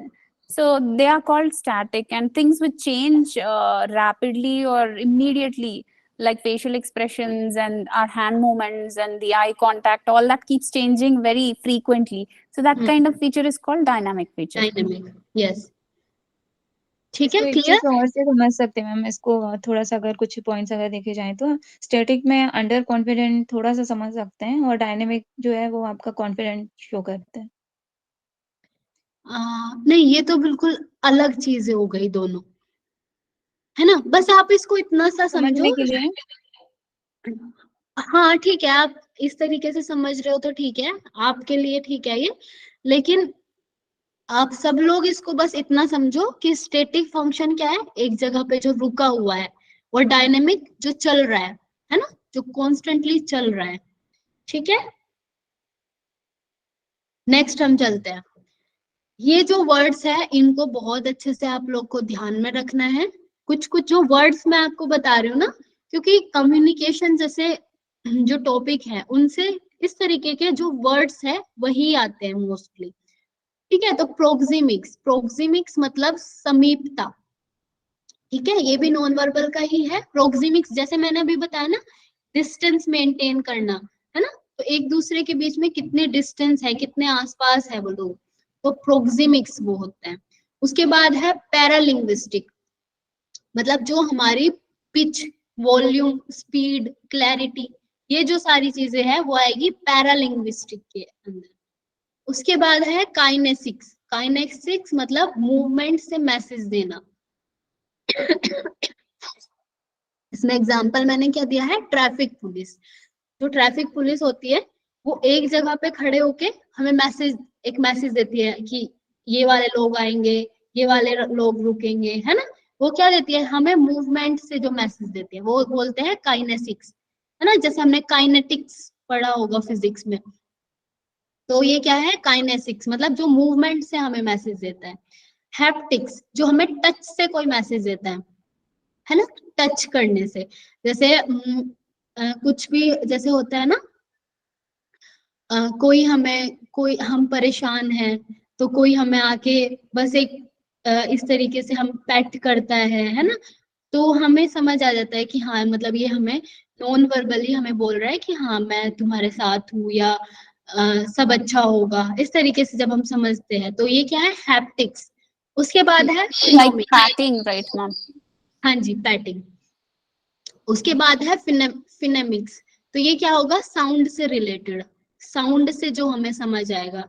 जैसे कि example इसका क्या होगा, हाँ जैसे हमें भूख लगी है बहुत तेज और एकदम से कुकर की सीटी बजेगी, ठीक है, उसकी विसल बजेगी जब, तो हमें समझ आएगा अच्छा खाना बन गया है, हमें जाना चाहिए अभी। तो ये क्या होगा, साउंड से रिलेटेड। उसके बाद है ड्रेस एंड अपीयरेंस, ठीक है, हमारी ड्रेस और अपीयरेंस को देख के जो होगा वो नॉन वर्बल कम्युनिकेशन, ये एक अलग से पॉइंट है। उसके बाद है क्रोमेटिक्स, कलर्स से रिलेटेड। जैसे हम कलर्स से समझ जाते हैं कि आज जैसे कि मैंने लास्ट टाइम भी क्या समझाया था, थर्सडे है, तो थर्सडे को हम समझते हैं येलो कलर का वो रिप्रेजेंट करता है ना, येलो कलर को रिप्रेजेंट करता है थर्सडे। तो हम उस दिन समझ जाते हैं कि अच्छा आज थर्सडे है, इसलिए ये लोग येलो कलर के कपड़े पहने हुए हैं, येलो कलर को यूज कर रहे हैं, है ना, इस तरीके से। Ma'am, easier example would be traffic signals. Like red, everybody knows that they have to stop. Green, everybody knows they have to go. हाँ जी, ट्रैफिक का भी दे सकते हैं। उसके बाद है आइकॉनिक्स और इमोजीज, है ना। जैसे कि ये आपके साइड में इमोजीज है, या हम लोग यूज करते हैं ना हमेशा फोन में इमोजी यूज करते हैं, खुश होने का, परेशान होने का, सॉरी का, जो भी हम यूज करते हैं वो क्या है, आइकॉनिक्स हम उसको बोलते हैं। उसके बाद है आर्टिफैक्ट्स और थिंग्स। आर्टिफैक्ट और थिंग्स मतलब जैसे हमें किसी पर्सन को देख के एकदम लगता है कि जैसे कोई वो टैटू कराया हुआ है किसी ने, या फिर किसी ने अलग अलग चीजें जो यूज करते हैं, हम एकदम उनको समझ जाते हैं अच्छा ये कोई पर्सन है जो वहां से रिलेट करता है, कुछ ऐसी Ma'am, चीज। like certain people wear, like Modi ji always wears his standard Modi that coat. Modi coat, हाँ बिल्कुल। Yeah. So उससे हमें समझ आ जाता है कि अच्छा ये मोदी को, अब भी आजकल वो बहुत ज्यादा चलन में भी है ना, हर कोई उसको पहनता है, तो उसको बोलते भी वही है, मोदी कोट, है ना। तो ये आर्टिफैक्ट। उसके बाद है study of role of eye contact. जो आई कांटेक्ट की जो भाषा है उसको हम बोलते हैं ओक्यूलेसिक्स, ओक्यूलेसिक्स, ठीक है। उसके बाद है study of use of time, time का जब हम यूज करते हैं, ठीक है। जैसे मैंने आपको बोला 10:30 पे आपकी क्लास है, ठीक है, तो वो क्या है, क्रोनेमिक्स, क्रोनेमिक्स। उसके बाद है study of variation in pitch, pitch में जो वेरिएशन होगा उसको हम बोलते हैं पैरालिंग्विस्टिक। तो इन वर्ड्स को आपको ध्यान रखना है, ये बहुत इजी है, लेकिन जैसे कोई इस तरीके से आ जाता है कि क्रोमेटिक्स का मतलब क्या है, वो किस से रिलेटेड है, आपको 3-4 चीजें दे दी, कलर से, इमोजी से, थिंग्स से, या आई कॉन्टेक्ट से, तो आप क्या लगाओगे फिर आंसर, कलर्स से, ठीक है। तो इसको, इन वर्ड्स को आपको ध्यान में रखना है, ठीक है। क्लियर है ये सबको? yes, ma'am. उसके बाद है classify based on purpose and style. तो पर्पस एंड स्टाइल के अंडर क्या आता है, फॉर्मल और इनफॉर्मल कम्युनिकेशन। फॉर्मल कम्युनिकेशन जो हम एक रूल्स में रह के, रेगुलेशंस में रह के, कुछ प्रोटोकॉल्स को फॉलो करके जब हम वो कन्वर्सेशन करते हैं, तो वो है फॉर्मल कम्युनिकेशन, ठीक है। ये बहुत बेसिक है, आप इसको समझ सकते हो किसी टीचर और स्टूडेंट के बीच में, या किसी जो ऑफिस वर्कर है और उनके जो बॉस हैं उनके बीच में, तो इसको आप समझ सकते हो। उसके बाद है इनफॉर्मल, जो हम लोग अपने फ्रेंड्स में, फैमिली के साथ जो हम बातें करते हैं, वो है इनफॉर्मल कम्युनिकेशन। ठीक है, उसके बाद आता है बेसिस ऑफ डायरेक्शन, डायरेक्शन के बेस पे। तो ये है वर्टिकल कम्युनिकेशन, जो सुपीरियर से नीचे की तरफ, सबऑर्डिनेट्स की तरफ आएगी, और जो सबऑर्डिनेट से सुपीरियर्स की तरफ जाएगी। ठीक है, इसमें दो ही होगा, या तो बॉटम टू अप या अप टू, मतलब टॉप टू बॉटम। ठीक है, जैसे कि हम स्टूडेंट्स हैं और स्टूडेंट्स बात कर रहे हैं अपने वीसी से, यूनिवर्सिटी के जो वीसी है, वीसी सर है, उनसे हम बात कर रहे हैं, तो ये क्या होगा, वर्टिकल कम्युनिकेशन, एकदम सबऑर्डिनेट से सुपीरियर्स तक जा रही है, या फिर सुपीरियर्स से सबऑर्डिनेट्स तक आ रही है कोई भी मैसेज। ठीक है, तो ये होगा वर्टिकल कम्युनिकेशन। उसके बाद है लेटरल और हॉरिजॉन्टल कम्युनिकेशन। लेटरल और हॉरिजॉन्टल कम्युनिकेशन क्या है? जो सेम लेवल पे होगा, कलीग्स के बीच में जो होगा। ठीक है, हॉरिजॉन्टल, और दिस में कंबाइन फॉर्मल एंड इनफॉर्मल, दोनों हो सकता है वो। जैसे कि मेरे कोई साथ वाले हैं, जो मेरे साथ वाले कॉलेज, मेरे जो कॉलेज वाले फ्रेंड्स हैं, उनके साथ जो मैं कम्युनिकेशन कर रही हूँ, वो मैं फॉर्मल भी करती हूँ, इनफॉर्मल भी करती हूँ। फॉर्मल मतलब मैं कुछ पढ़ाई से रिलेटेड कर रही हूँ, है ना, कोई असाइनमेंट से रिलेटेड कर रही हूँ, प्रोजेक्ट से रिलेटेड कर रही हूँ, तो वो फॉर्मल होगा। और मैं उनके साथ, वो क्योंकि वो मेरे फ्रेंड्स भी है, तो मैं उनसे इनफॉर्मल भी कर सकती हूँ। तो हॉरिजॉन्टल क्या होगा, अपने ही कलीग्स के बीच में होना बातें। ठीक है, उसके बाद आता है डायगोनल। डायगोनल कम्युनिकेशन क्या है? सॉरी। तो डायगोनल कम्युनिकेशन क्या है? जैसे ये एक टॉप मैनेजमेंट है, ठीक है, ये मैनेजर्स हैं, तीनों मैनेजर्स हैं, और यहाँ पे उनके भी नीचे वाले जो वर्कर्स हैं वो हैं, और जो ये वर्कर है वो अपने तीसरे जो यहाँ पे दूसरे जो मैनेजर है उनसे बात कर रहे हैं।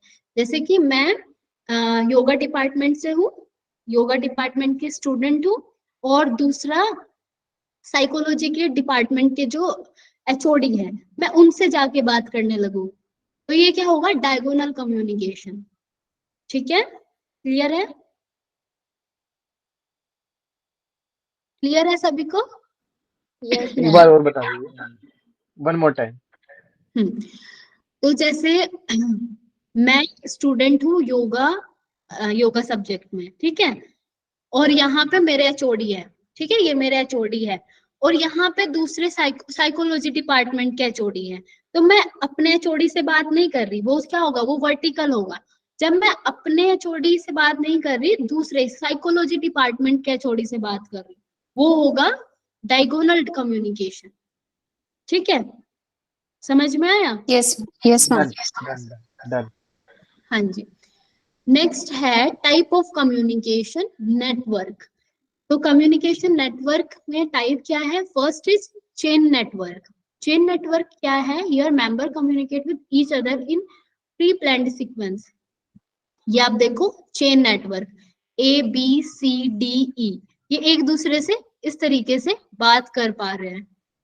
ठीक है, ए बी से, बी सी से, सी डी से, डी ई से, है ना, तो ये हुआ चेन नेटवर्क। ठीक है, उसके बाद है स्टार नेटवर्क, इसको व्हील नेटवर्क भी कहते हैं। इस प्रकार के संचार में टीम लीडर के माध्यम से समूह के सदस्यों के बीच सूचना और संदेश का प्रवाह होता है। मतलब देखो, इसमें क्या है, ये है आपका एक हेड, ठीक है, कोई टीम लीडर है, टीम लीडर के अंडर में 4 टीम्स हैं, ठीक है, उनके अंडर में चार अलग अलग ग्रुप्स हैं। ठीक है, मान लो इनको हम मान लेते हैं, कोई भी हम इनको, जैसे हमारे स्कूल्स में कैसे देते थे, एक नाम दे देते थे ग्रुप को, जैसे हमारा था ऋग्वेदा और सामवेदा, यजुर्वेदा, अथर्ववेदा, ये ग्रुप्स के नाम थे। ठीक है, तो इनको लीडर, जो इनका लीड करने वाला है, ये है, तो ये सिर्फ जो टीम लीडर है यही इनको भी इंफॉर्मेशन देगा, यही इनको भी देगा, इनको भी और इनको भी, लेकिन ये एक दूसरे से इंफॉर्मेशन नहीं ले सकते। मतलब इनका जो लीडर है उनसे ही ये इंफॉर्मेशन ले सकते हैं चारों ग्रुप्स। ठीक है, मैं एक बार और बता देती हूँ उसको। Here information flow from one central member of the group to the rest of members. एक जो सेंट्रल जो मेंबर है उससे सब मेंबर्स को इंफॉर्मेशन जाएगी, ठीक है। Other group member may not have to communicate with each other. ये सारे जो ग्रुप मेंबर्स है एक दूसरे से बात नहीं करेंगे, ये सिर्फ जो एक टीम लीडर है ये इससे ही बात करेंगे, ठीक है। ये इससे ही, ये एक बीच में है, ठीक है। ये यहाँ भी इंफॉर्मेशन दे रहा है, यहाँ भी इंफॉर्मेशन दे रहा है, यहाँ भी और यहाँ भी। लेकिन ये जो चारों जो ये लोग हैं ये एक दूसरे से इंफॉर्मेशन नहीं ले सकते, ठीक है। इसको बोलते हैं हम स्टार नेटवर्क, ठीक है। क्लियर है?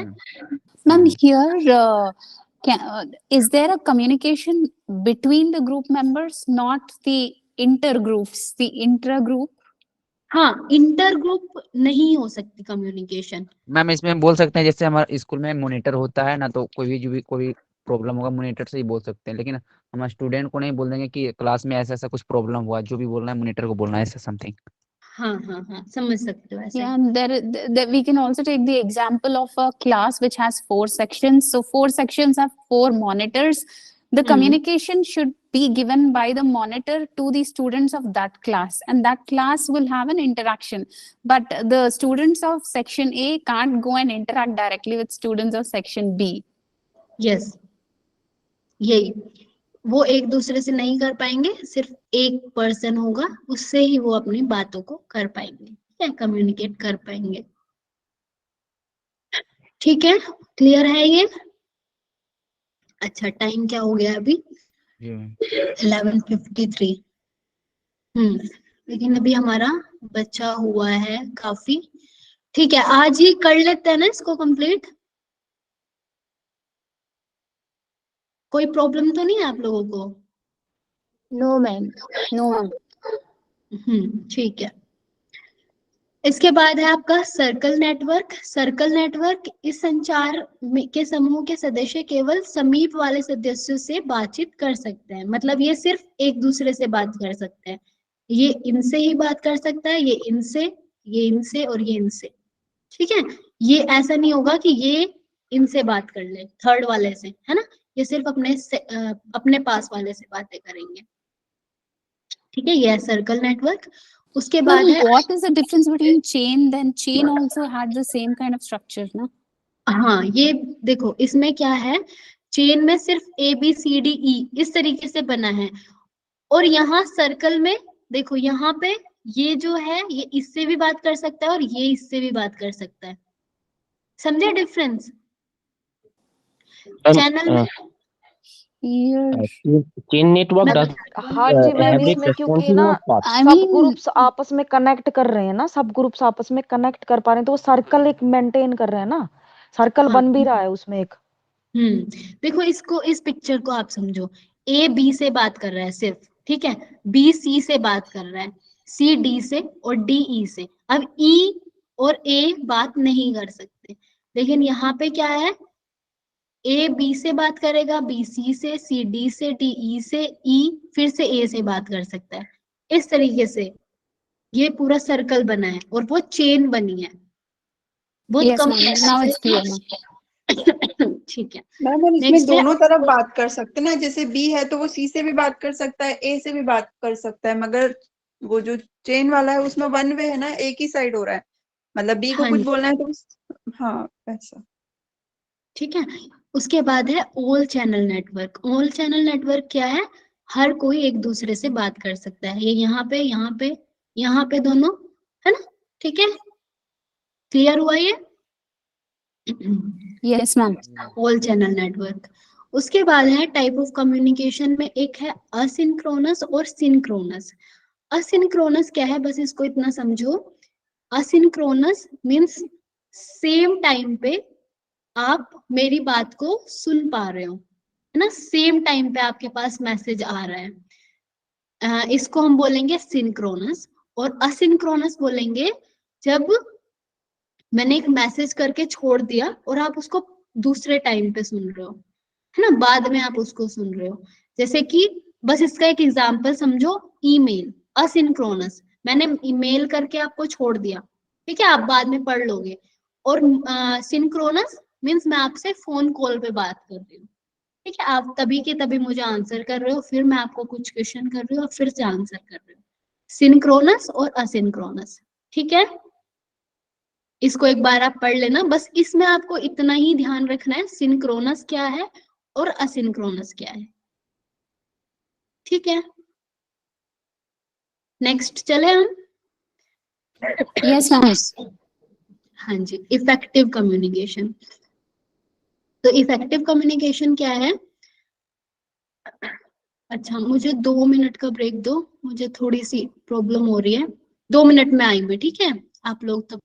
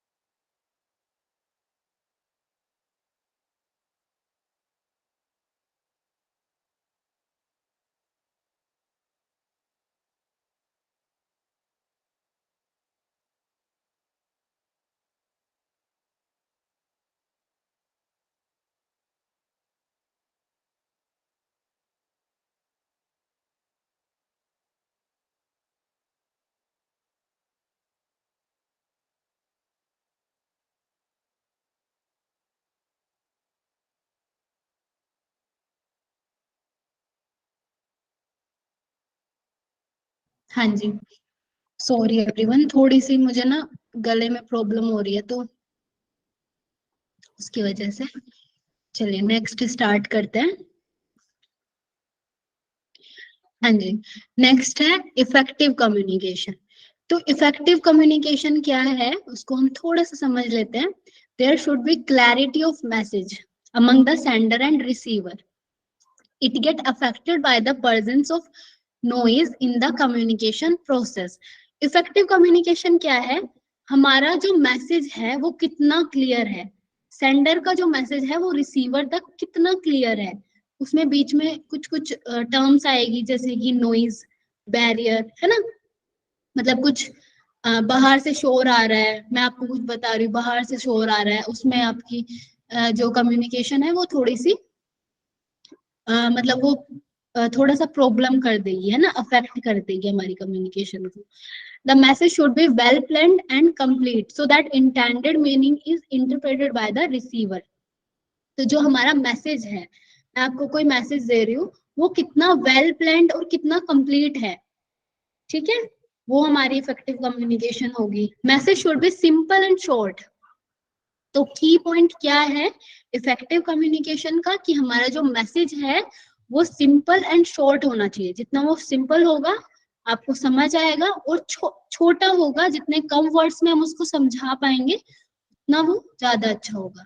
उसके बाद है फीडबैक, इंपॉर्टेंट है इफेक्टिव कम्युनिकेशन के लिए। To understand receiver the sender should have empathy with them. ठीक है, कि जब मैं आपको कुछ मैसेज को पहुंचाऊं, एक एम्पैथी हो मेरे अंदर, या मेरे मैसेज में एक एम्पैथी हो, है ना, मैं अपनी फीलिंग्स को या थॉट्स को जो भी शेयर करूं, एक एम्पैथी हो मेरे जो भी मैं मैसेज सेंड कर रही हूँ उसमें। ठीक है, उसके बाद है sender should modify the message according to the level and need of the audience. आप लोगों को किस चीज की नीड है और आपका लेवल क्या है। जैसे छोटे बच्चे हैं तो मैं उनको इतने भारी भरकम से वर्ड्स को यूज नहीं करके बता सकती, है ना, उनको इतना ही शॉर्टली और सिंपली मुझे समझाना होगा। और कोई बड़े हैं या जो समझ सकते हैं तो उनको उस तरीके से समझाना होगा। तो इफेक्टिव कम्युनिकेशन तभी होगी जब हम पर्सन के, सामने वाले पर्सन के लेवल को और उनकी नीड्स को देख के किसी चीज को समझाए। ठीक है, तो इफेक्टिव कम्युनिकेशन ये होगी। अब इफेक्टिव एक है इसमें gestures and other non verbal techniques should be used to facilitate verbal message. These help in understanding the context in which message was sent. तो जो जेस्चर्स है और कुछ नॉन वर्बल टेक्निक्स है, जब हम उनको यूज करते हैं तो वो जो हमारा मैसेज है वो और ज्यादा मतलब वो और ज्यादा अंडरस्टैंडिंग हो जाता है। ठीक है, तो कुछ फिगर्स या कुछ कंपोनेंट्स है जो 7C और 4S, ठीक है, इनके नाम से हम पढ़ते हैं या याद करते हैं। पहला है, first is completeness, conciseness, consideration, clarity, concreteness, courtesy और करेक्टनेस। ठीक है, तो कंप्लीटनेस मतलब हमारा जो मैसेज है वो कंप्लीट होना चाहिए। मैं आधा अधूरा छोड़ के अगर आपको मैसेज, इनकम्प्लीट मैसेज दूंगी तो वो आपको समझ में नहीं आएगा, है ना, वो अंडरस्टैंडेबल नहीं होगा। तो नेक्स्ट है कंसाइजनेस, संक्षिप्त होना चाहिए। मतलब बहुत ज्यादा वर्ड्स को अगर मैं यूज करूंगी तो अनावश्यक हो जाएगा। मतलब वो इम्पोर्टेंट, बस जो इम्पोर्टेंट मैसेज मुझे आपको देना है बस उतना ही होना चाहिए, कंसाइज होना चाहिए। उसके बाद है कंसिडरेशन, मीन्स हमारे जो संदेश प्राप्त करता है दर्शकों के स्तर का ध्यान रखिए, है ना, जो अभी बात की लेवल की, जो सामने वाला जो पर्सन है उनके लेवल को देख के हमें मैसेज को सेंड करना चाहिए। उसके बाद है क्लैरिटी, स्पष्टता, मतलब क्लियर होना चाहिए हमारा छोटा सा मैसेज और क्लियर होना चाहिए। ठीक है, उसके बाद है कॉन्क्रीटनेस। कॉन्क्रीटनेस मतलब उसमें बहुत ज्यादा घुमा फिरा के वो नहीं होना चाहिए। जो भी है कॉन्क्रीट, कॉन्क्रीट हम कैसे बोलते हैं, समर्थन के लिए आंकड़ों और तथ्यों का। जैसे हमें किसी को समझाना है कि थेरेपी में, अगर हम योगा थेरेपी में चले जाए तो हम किसी को समझाते हैं कि थायराइड के इतने पेशेंट्स हैं आज के टाइम में, कितने मिलियंस में पेशेंट हैं, तो पर्सन को और ज्यादा वो क्लियर हो जाएगा, है ना।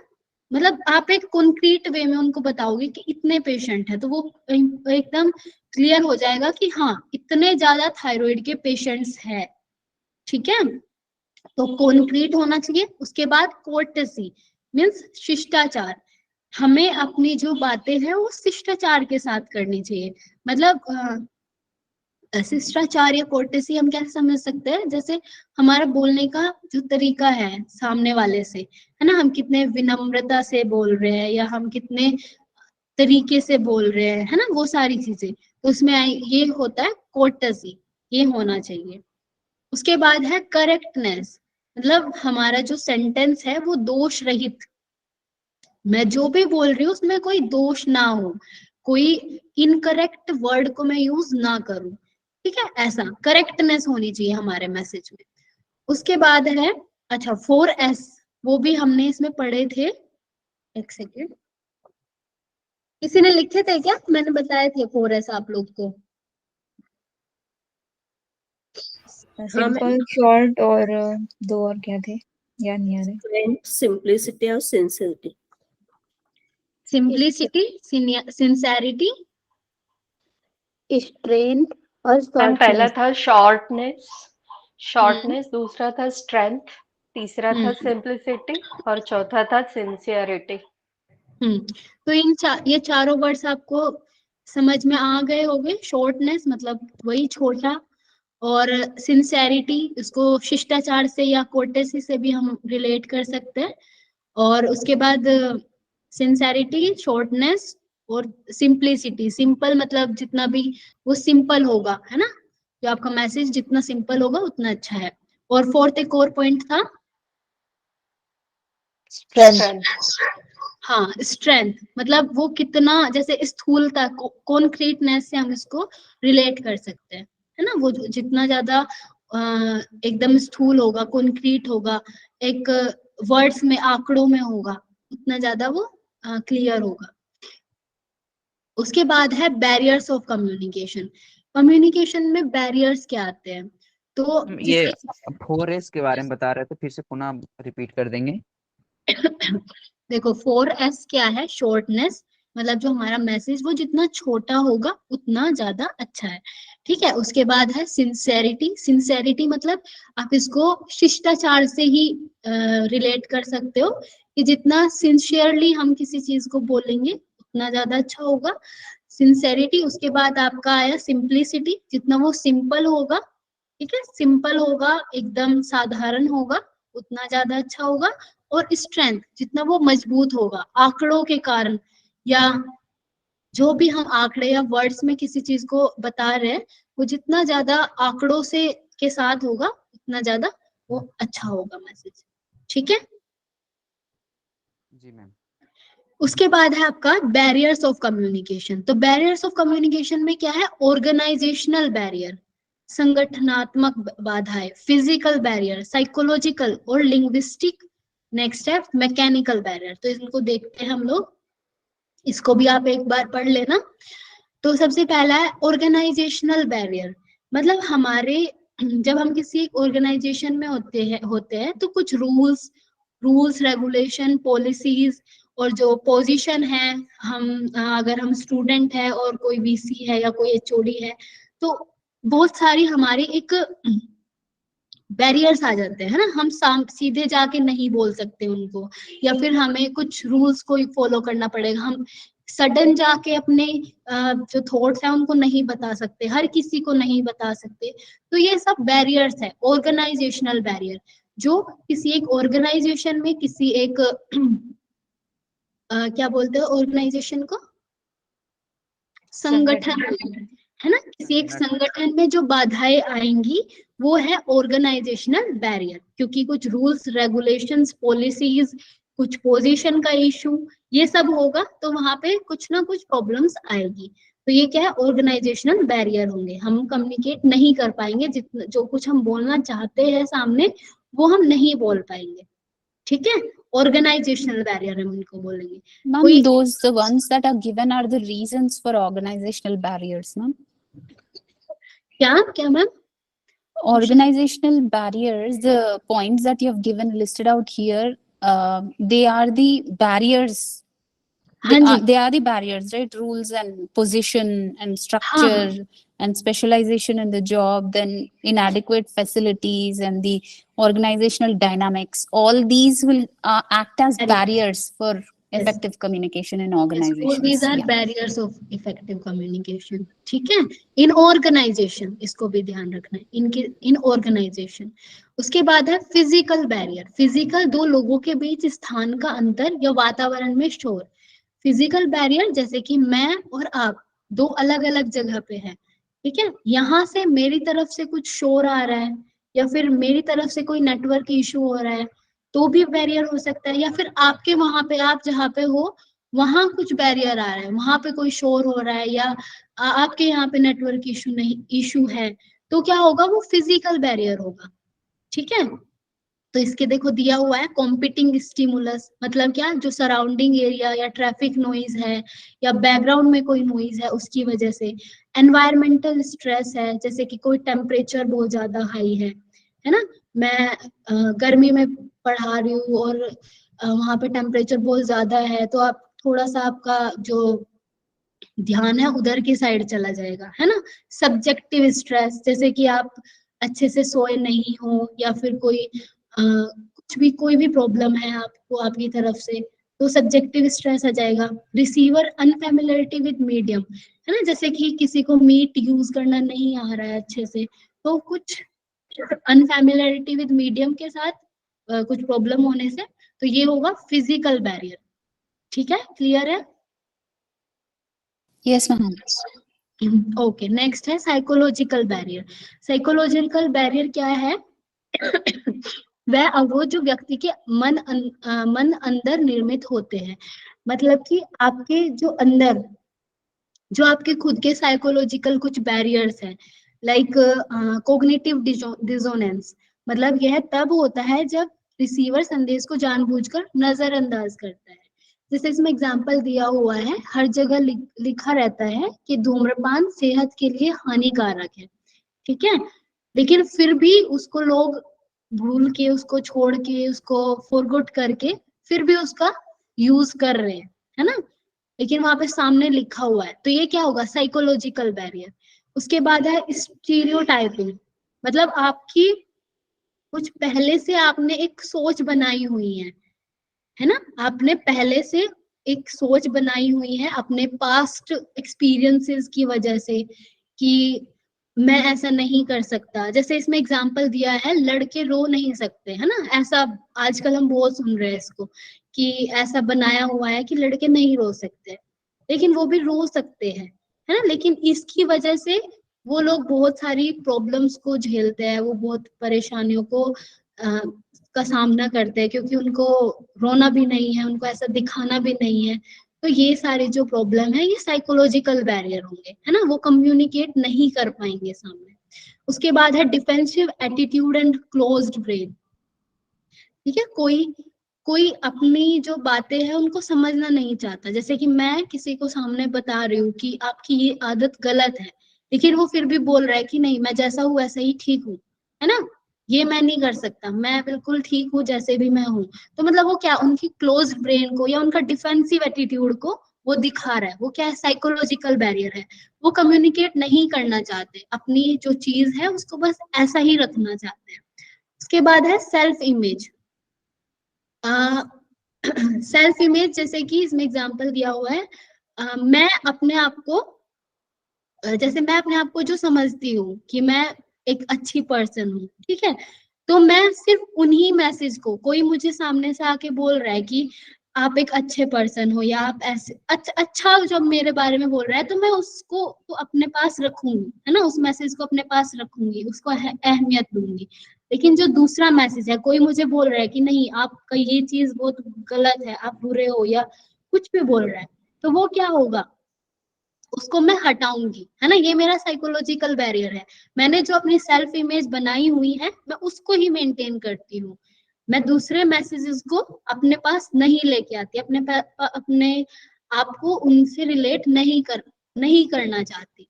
ठीक है, ये क्या है? ये साइकोलॉजिकल बैरियर है, मैंने ये पहले से बनाया हुआ है। फिर उसके बाद है फिल्टरिंग, पहले से ही दिमाग में फ्रेम बना लेना, बस इतना ही सुना है, मतलब हमने किसी पर्सन को लेके एक फ्रेम बना लिया कि ये तो ऐसा ही होगा, चाहे वो अच्छा भी हो या बुरा भी हो, तो हम उसको कुछ भी मतलब हम उसको रिलेट नहीं कर पाते, हम उसको बस एक ही जैसा समझते हैं, हमेशा एक फ्रेम बना लेते हैं अपने दिमाग में पहले से। तो ये क्या है? साइकोलॉजिकल बैरियर है। ठीक है, क्लियर हुआ आप लोग को ये? हेलो? Yes, ma'am. हाँ जी।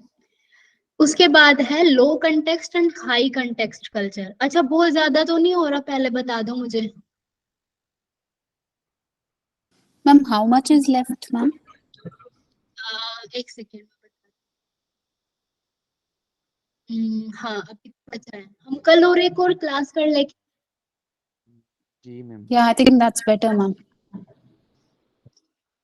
मुझे भी ऐसा लग रहा है कि हम एक और क्लास कर लेते हैं, तो ठीक है, एक सेकेंड। क्योंकि कम्युनिकेशन में ना बहुत कुछ है समझने लायक, और वर्ड्स है जिनको आपको पढ़ना ही होगा या उनको समझना ही होगा, तभी आप उनको कर पाओगे। ठीक है, तो फिर हम नेक्स्ट कल एक और क्लास कर लेते हैं, इस टाइम ही करेंगे 10 से 12। ठीक है, और आपके कुछ भी क्वेश्चंस होंगे पहले से, तो आप एक बार उसको लेके आना, या फिर मुझे एक बार उनको भेज देना, फॉरवर्ड कर देना पर्सनली, या ग्रुप में भी कर सकते हो। ठीक है,